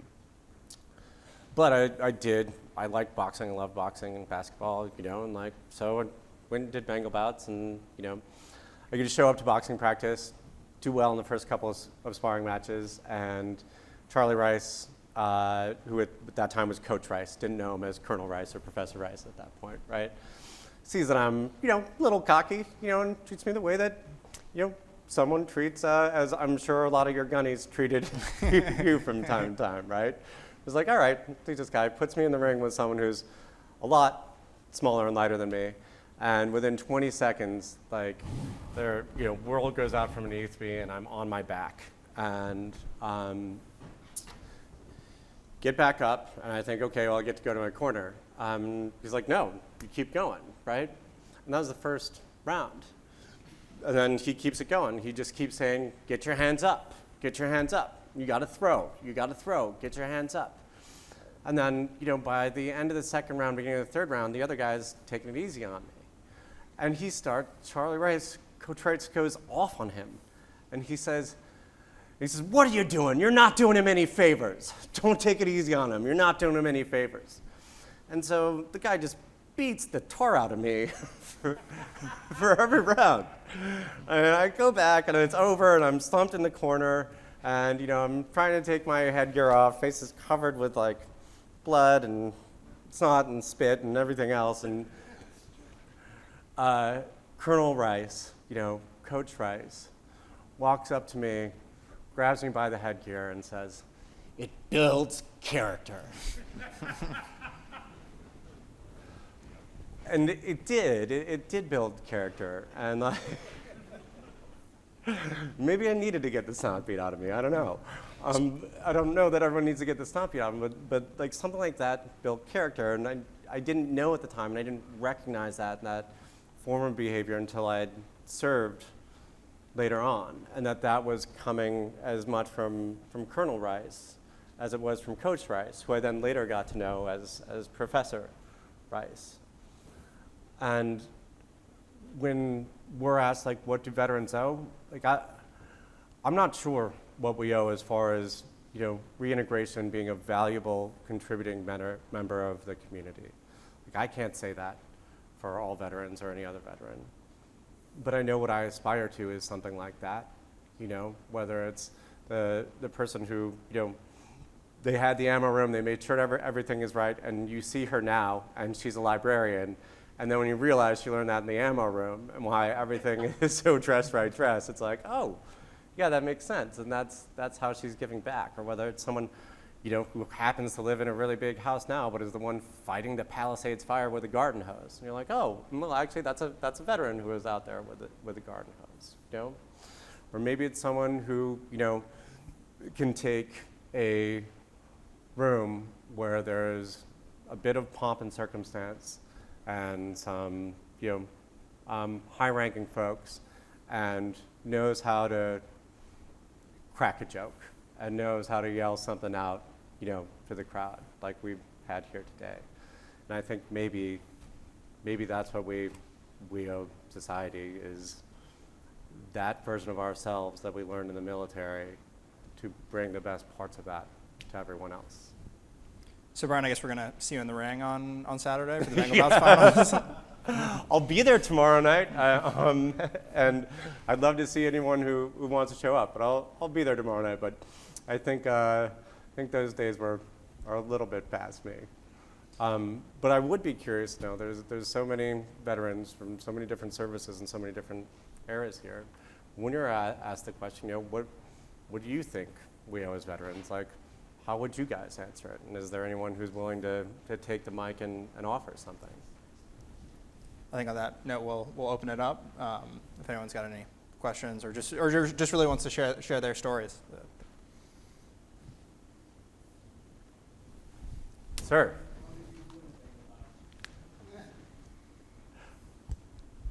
How did you do in the Bengal bout? I won. Did you really? I won. The jock jacket's mostly in the closet, but I brought it for Saturday. I brought it for tomorrow. That's good to hear.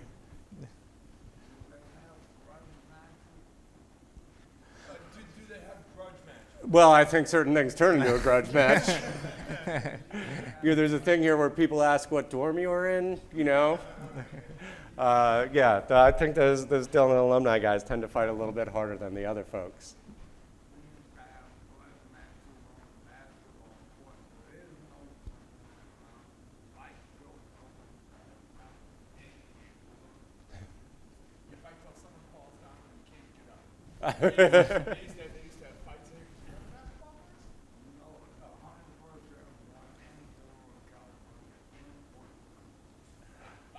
That's a very Screaming Eagles thing. That's that's 101st, through and through. The air assault is, as they say now, although airborne as it was before. Yeah. Brian and James, thank you. My name is Eric Goins. I'm studying in the Keough School in Mendoza. I'm studying for my MBA as well. I just wanted to thank you both on sharing your experience and getting a little bit of vulnerable here with us about the nature and thoughts that you have, like once you concluded your military service. Very similar to me, when I had additional training to do, and some of the guys that I started off with were already holding up pictures of ISIS flags that they had captured in combat tours, and I'm still here just like twiddling my thumbs in training. You do get that sense of comparison and being like, oh, I'm not even doing really that much. But then, as you all both have said, how like the nature of your service and what actually you get to do after you've raised your hand to serve is kind of outside of your hands. So getting to that point, other than the experience, Brian, you mentioned of your friend encouraging you to take that extra help, what were some other moments when you realized that you really, even though you don't want to be owed something, there are people who do want to give you something? So what did you do to go about accepting those offers that were given to you and extended to you? Honestly, this matches with the theme of everything else. The only reason I was willing to do it is because I was helping out other folks. I had other folks who, were really struggling. I managed to be lucky enough to get married, have a couple of kids, have a career. But guys who I went through basic with, guys who I went through airborne school with, guys who I was at Fort Hood for the massacre in 2009 before I deployed to Iraq. Guys from there, and then buddies from Iraq. They were struggling, right? And the way that the struggles showed up at first was very rarely the like, I need help, right? Mostly it was like they'd call to get back in touch, and they'd talk about some awesome idea that they had or some awesome thing that they were doing. And then underneath that, if you then peeled back the layers a little bit, you'd be like, okay, well, what's really going on? How can I help, right? And the initial way that I think a lot of people do this, that a lot of people do, especially if after the military you've been to like go get an advanced degree or something like that, or you've gone into business, they're like, oh, I'll help you out with a job, right? Like, let me introduce you to this guy, or let me introduce you to this woman, and like, they might have something for you, right? And that's what you think, like, oh, well, if I can just, help this person out with their career stuff, that's what they really need. I think that's also a certain phase in life, right, where you like mistake those things. I think that like what they say for like Instagram for teenagers, for people at a certain age, it becomes like their LinkedIn profile, right? And they're just, it's like, this is all fake, right? But anyway, there's this initial thing where it's like, okay, well, if I can help them with that, then I did my thing, and then I'll hear that they're thriving. And it's like, well, no, there's other stuff than that. Like, they had other people that they could reach out to, and they reached out to you. So like, get to the deeper layers. And so then I'd help however I could with these friends, right? And sometimes that was getting them a VA lawyer, right? Sometimes I was sending them to a VSO.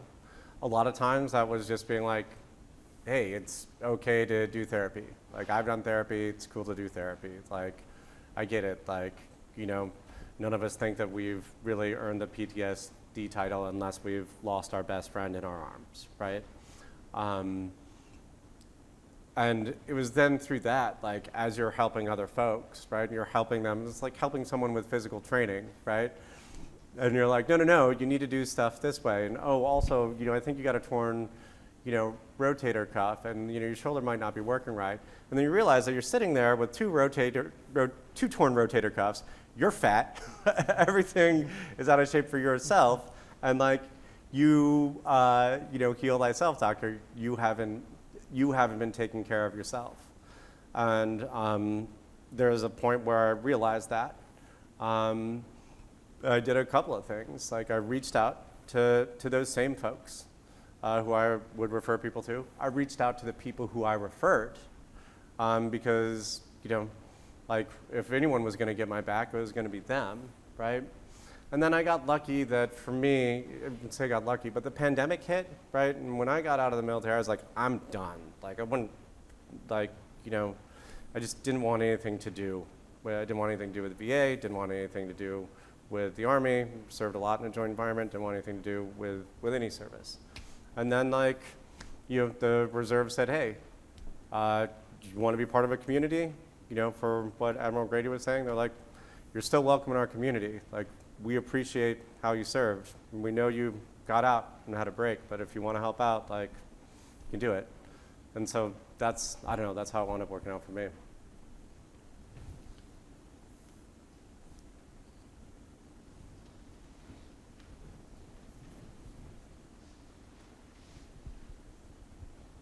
Thank you, gentlemen, both for being here and speaking with us. I'm Drew Underlich. I am a senior cadet in U.S. Army ROTC. I'll be commissioning in a couple months. In the next couple years as a junior officer, what special considerations or attention do I owe a soldier who is getting out of the Army to pursue something else in his life? What can I do for him while I am still, his junior officer to make sure that he transitions well? Ooh, James. Yeah, do you mind if I hop in on this one? Yeah. I think the biggest thing that I saw was a lot of guys, and this might seem obvious for folks who are who have plans to go to university or have plans to pursue their graduate degree after they leave the service. But something that I found a lot was that a lot of the Marines I dealt with, they just didn't have a plan. They knew that they didn't want to stay in the Marine Corps. They knew that they didn't want to do a second enlistment, but beyond that thought process, they hadn't really figured out of does that mean I'm moving back in with my parents? Does that mean I have to get a job? And so I think a lot of what I dealt with, and I think the best thing that you can do as a junior officer is just kind of ask, it's all about asking questions. It's like, hey man, what are you thinking about doing once you get your DD-214 and leave base? Who are you going to stay with? Where are you, what are your plans for work? Are you planning to go back to school? Do you know how to use your various VA benefits? I think all the services pretty much have a transition process for getting out. But I think it's the nature of the thing is anytime you have these big service-wide transition projects where folks are, they're going through them, but they're not really going through them, if that makes sense. So I really think it's just a lot of asking questions. And I think, one thing I picked up from being in the service was it's a lot about also just about human connections, and it's developing a relationship with your service members where they're comfortable telling you their stories, and you're not just the lieutenant or the JAG lawyer. You're someone who actually they feel comfortable telling you about their life. Yeah, it's what was it, Ted Lasso said, all people are different people, right? A lot of the measure, and I would defer to the people who have been enlisted here, but a lot of the measure of how good you are as a company grade officer is how well you know your Joes. Do you really know your Joes? Do you really know that's your platoon? It seems like a lot of people right now. It's a lot of people to be in charge of, but that's not the way that it works in the military. The military, the more people who are under your command, that means the more people you work for, not the more people who work for you. And so to the extent that you can know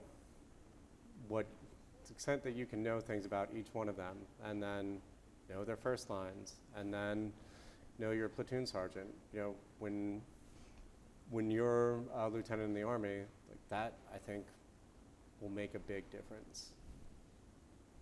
I don't know if there's anyone who's enlisted who has thoughts on this. I'd love to hear them.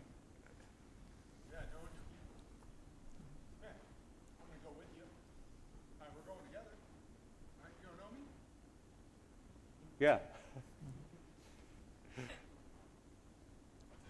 Yeah. No, it's yeah.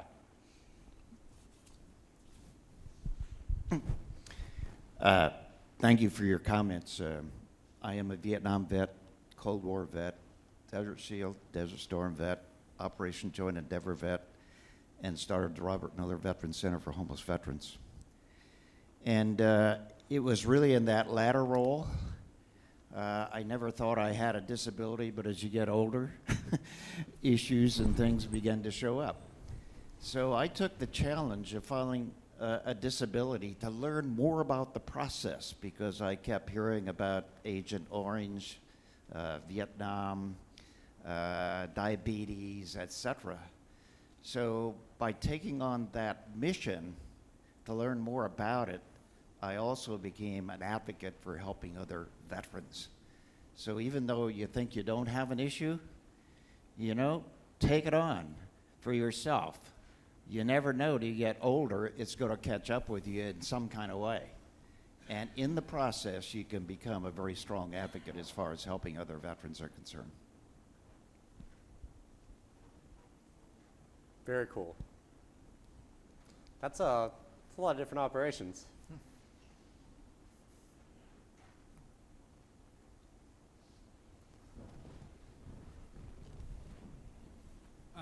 to the gentleman getting ready to commission, so I'm prior enlisted. I was enlisted in the Air Force for 11 years, and I got out 3 months ago. Most important thing from a leadership perspective is challenge the junior enlisted person. Make sure they have a plan. Don't let them push and just say, yeah, I'll figure it out. No, make them come up with the plan. Second thing, push them to use the transition resources. Hundreds of nonprofits are coming out that are assisting with the transition process because they realize it's kind of like a weak point right now. And not only that, but the service itself through TAPS. Make them do TAPS twice. And also make sure people understand it's not just prepping to transition like 6 months out. It's really a 2-year process. That was like the one thing that was harped on through my career. My unit had a lot of support staff, and we actually had a person dedicated to helping people through the transition process. So I was really lucky. And the number one thing she harped on was it's a 2-year process, not a 3-month, not a 6-month process. Sir, to you, so coming from a unit where guys are, I'm a special operations background, guys are coming back from deployments after night after night after night of go, go, go, and it's a lot of times coming home is really hard to slow down. And so transitioning to guy comes back from deployment, gets out of the military, and now it's reintegrating back into civilian life. What are some rehabilitative outlets, I suppose, that you've seen that have been very effective? I know in Michigan we have veterans treatment courts that have helped a lot. And I'm just curious, any other outlets that you've seen? Okay, that's I mean, I love that question because I'm a lawyer now, right? But you asked about, okay, I mean, if you were with a soft unit, then as you point out, like that's a different operational tempo, right? And it's a different life coming back and forth, and they're a different intensity of employment, employment, deployment, and a different kind of adjustment. And then also, you don't have as much of a larger unit to relate to, right? You don't get the 82nd AA patch or the 1st Marine Division patch that you can wear on your hat. Like, you don't see people wearing the SOCOM Shadow Spear on their hat, right? Like, that's not how it really works, Or like, maybe you'll see an American flag or something like that. And so the thing of getting out alone, I think, is doubly true for folks from that community, right? And then as you get older, and you bump into people you've seen before, and it's like, geez, a lot of you, how are we all at this mountain biking race together? It's like, oh, well, we all needed an outlet that wasn't like pounding a dozen beers, right? Like, we all needed something else. So there had to be something else. Or hey, it's funny, I never thought that I'd see these guys, and they're at the local VFW. Now it happens to be, in a certain part of Tampa where a lot of folks might hang out, or a certain part of North Carolina or Northern Virginia or Southern Virginia. And it's like, okay, well, that math adds up, right? But it is kind of a more lonely thing. When we talk about different courts, I think that goes to the broader swath of help, right? Like, I think it's important to focus on VA claims and to get them right. But the assistance veterans need comes in a broad array of circumstances. Even for law, right? If you look outside of medicine, and you look outside of mental health, and you look outside of home loans and things like that the VA does, like even for law, like, okay, well, you might need criminal law help. You might need a divorce lawyer, right? You might have a landlord-tenant issue. You've come back and everything's a mess, Or you're used to operating under one set of rules for life, and now you're under a completely different set of rules. And for folks who are part of Notre Dame, or one of the things that I say about Northern Indiana or Michiana is that there are other places where people are polite. Here, people are actually kind. There are different parts of the world, different parts of America, where there are folks who predate, who are predatory towards veterans, right? And who are predatory towards service members. And all of those folks can use help. And that might be with things like USERA and USCRA. That might be with things like veterans courts, or that might just be with different basic life issues. And if you have a tool to help out, if you're a lawyer, then that is a tool. If you're a doctor, then that is a tool. If you are a licensed clinical social worker, that is a tool. Whatever tool set you have is good to lend.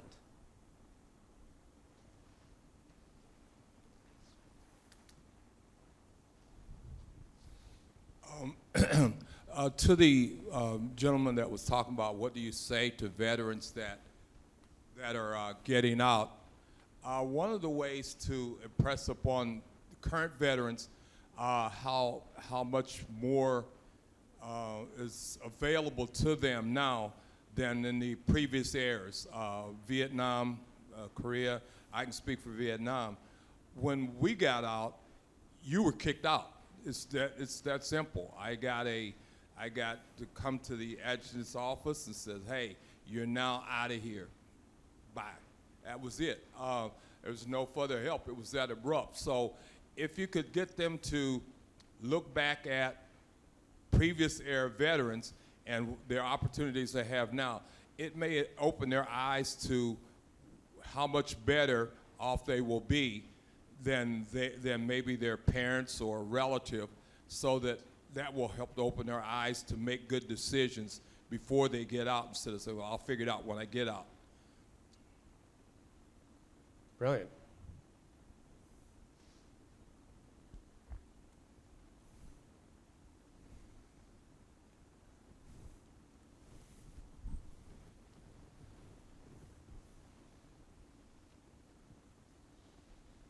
Gentlemen, thank you both for being here today. Just one more opinion from the enlisted side of things. I think just understanding that the senior leaders on the enlisted side, their choice to stay in the military, they can't really give a perspective on opportunities and what's out there. I was fortunate enough to have some great leadership and great relationships with them who, told me I could go to Notre Dame and do all these crazy things, where my enlisted leaders were kind of more so like, oh, you have so much potential, why aren't you staying on this side of the service? So I think really understanding just you're talking to people who maybe don't have a family member that ever went to college, and maybe aren't interested at all, but really have no understanding of what's actually out there and what they can achieve. And you're the only person that can really show them that. So I just say thank you.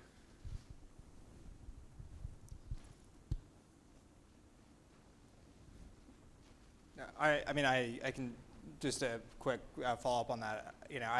I think it is something. I remember being shocked talking to Marines who the idea of college and what the opportunities were with the GI Bill was like they didn't even know what the GI Bill was. Like college was never on their radar. And I mean being an officer, being the junior officer as the platoon commander, like I was the only person they knew who had went to college. And that was relatable, because definitely the senior officers weren't relatable. And so, I think it is something we, as a junior officer, letting, your Marines or your sailors or your soldiers, know the opportunities that are available for them once they come out the other side. So I don't use the term double tap, so I will bootstrap onto that, which is that when I talk about that stuff, and I love that you said that, because I don't think I can say that or say, oh, this is how I like to want to hear it from someone who's been through that as junior and enlisted. Look, it's an all-volunteer force, right? So it's designed to keep people in, and we just had the highest ranking person in the military here who's talking about how you keep good people in, and we want good people to stay in, right? Everyone who has served and folks who haven't want good people to stay in, but we want opportunities for everyone else. And one thing that I think of as far as what do we owe, or what do we owe, as you point out, as you ask about, our junior enlisted or our junior officers as they're getting out. Well, look, these things didn't just magically appear. These benefits that they have, these abilities to get education, different kinds of healthcare, they came because of the sacrifices of the veterans before them. We have so many Vietnam veterans in this room, and as one of our fellow veterans just told us, it's like, when I got out of Vietnam, like, there was nothing. They just kicked me out, right? Well, guess what? You know, the reason why your junior enlisted to have all those opportunities is because he didn't. You know, the reason why you get thanked for your service is because he didn't, right? And like, what do you owe? Well, when we talk about stuff across generations, maybe you owe the generation that didn't get thanked, that fought their butts off, and that joined the VFW or other organizations and continued to fight so that people like you would have rights to take advantage of those opportunities that they didn't get and that they fought for you to have.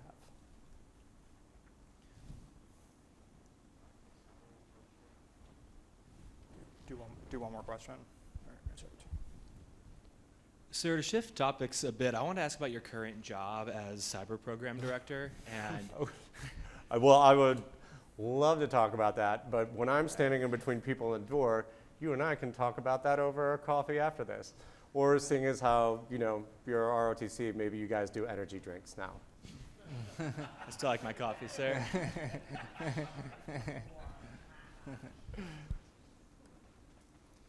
So I think So energy drinks on me after this, okay?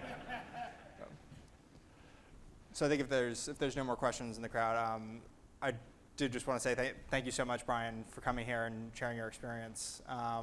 And I don't know if Garrett has any last words. Well, I think Garrett has some closing remarks. Yeah.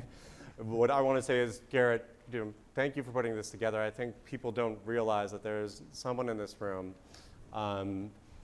who has worked tirelessly for a very long period of time, over a year, to make this happen.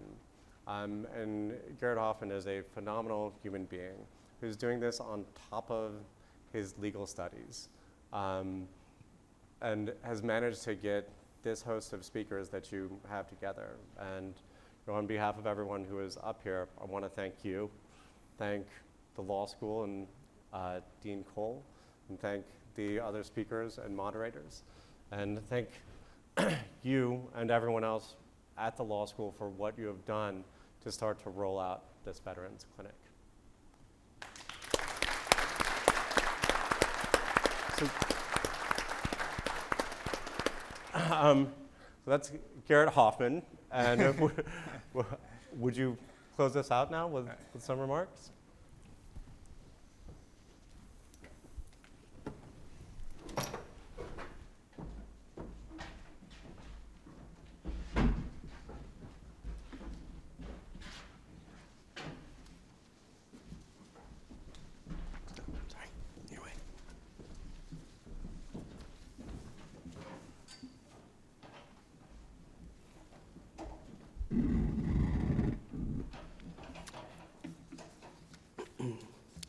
All right, so want to thank you all again for coming out here. A wonderful set of conversations, I think. Fantastic speakers. I really think this was an insightful event, illuminating event, and exciting just for the fact that we're going to have a veterans legal clinic to offer legal services here pretty soon. I think that's a fantastic thing. I want to thank some people for their help putting this together, because this wasn't just me. This was a huge group effort. So I want to thank the law school administration for their help setting this up. Dean Cole was instrumental in this. The law school staff administration was instrumental. And I want to thank the students who helped put this together, because in addition to me doing legal studies and putting this on, they also helped me out doing that, while they're also going through their own legal studies. So, Trevor Turner, Robert Rizzo, James Scala, Matt Raymond, Sam Spain, Sabero, Quintero, and James Wyatt, they were all instrumental in setting this up. So I want to give them a round of applause as well.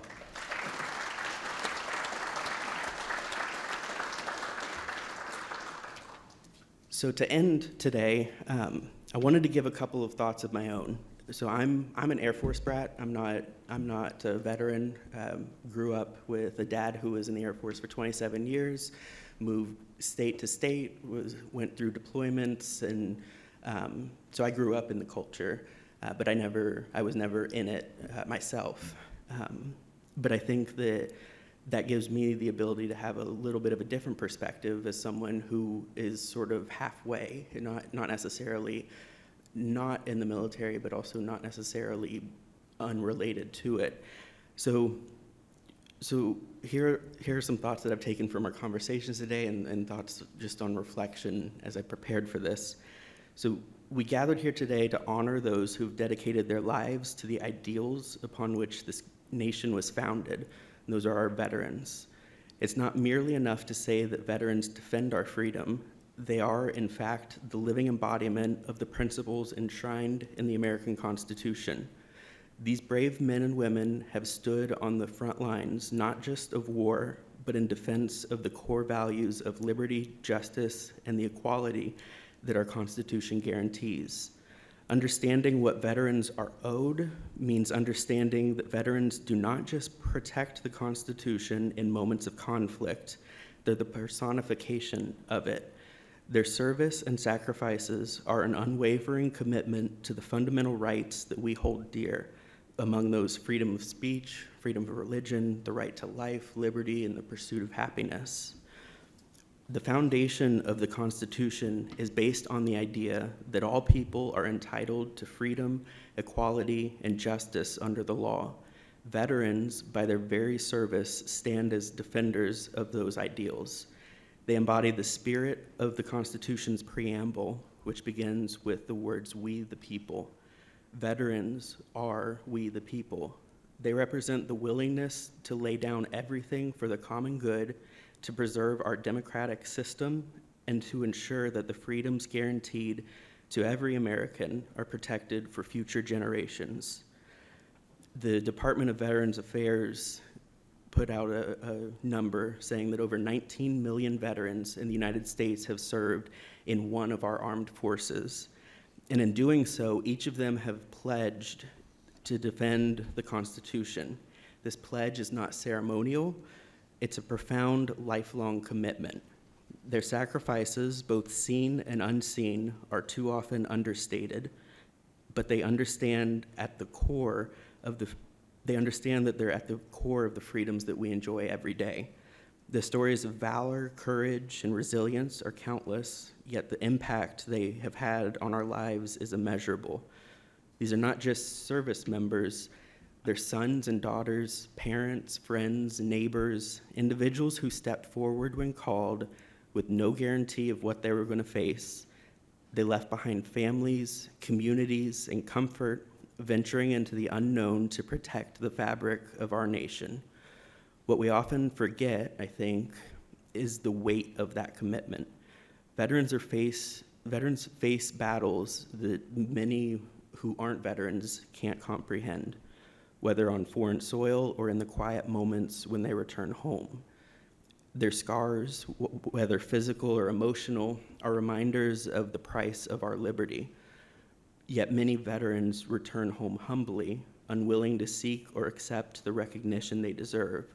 They don't ask for praise, but they deserve it all the same. The sacrifice is not a one-time act. It's a lifelong journey that echoes through the years. Serving veterans is not just about acknowledging their military service. It's about understanding their role as the personification of our Constitution.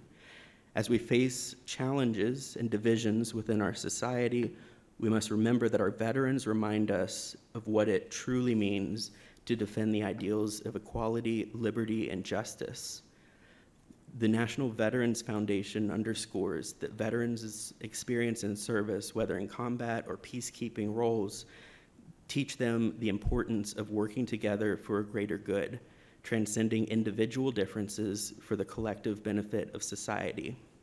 These are the values our Constitution calls for: unity, respect for one another's rights, and a commitment to justice. We need to remember that their duty did not just end when they took off the uniform. It continues with those of us who serve our veterans. It's our responsibility to stand by them, to support them, to ensure they never feel forgotten. Veterans are the living embodiment of the strength of our nation, and it's only through our collective respect and gratitude that we can truly honor their service. We should also remember that the true measure of a society is how it treats those who have sacrificed for its peace and security. We must work to ensure that they're never left behind and never feel abandoned. We owe it to them because they've given everything for us.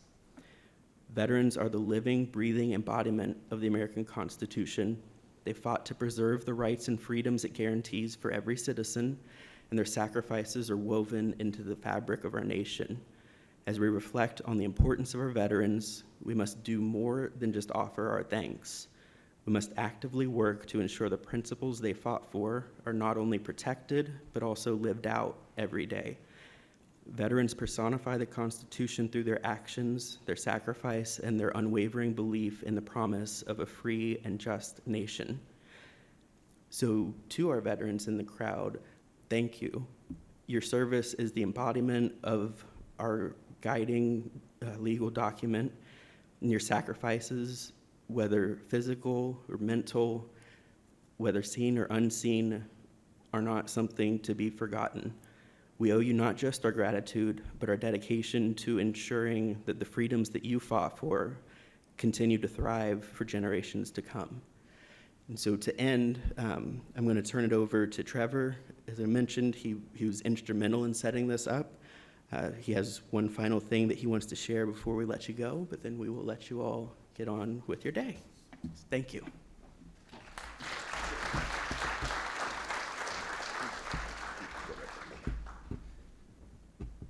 So I dropped this on Garrett this morning that I would be talking. I said I just need to say a few words after, so just flying by the seat of my pants here.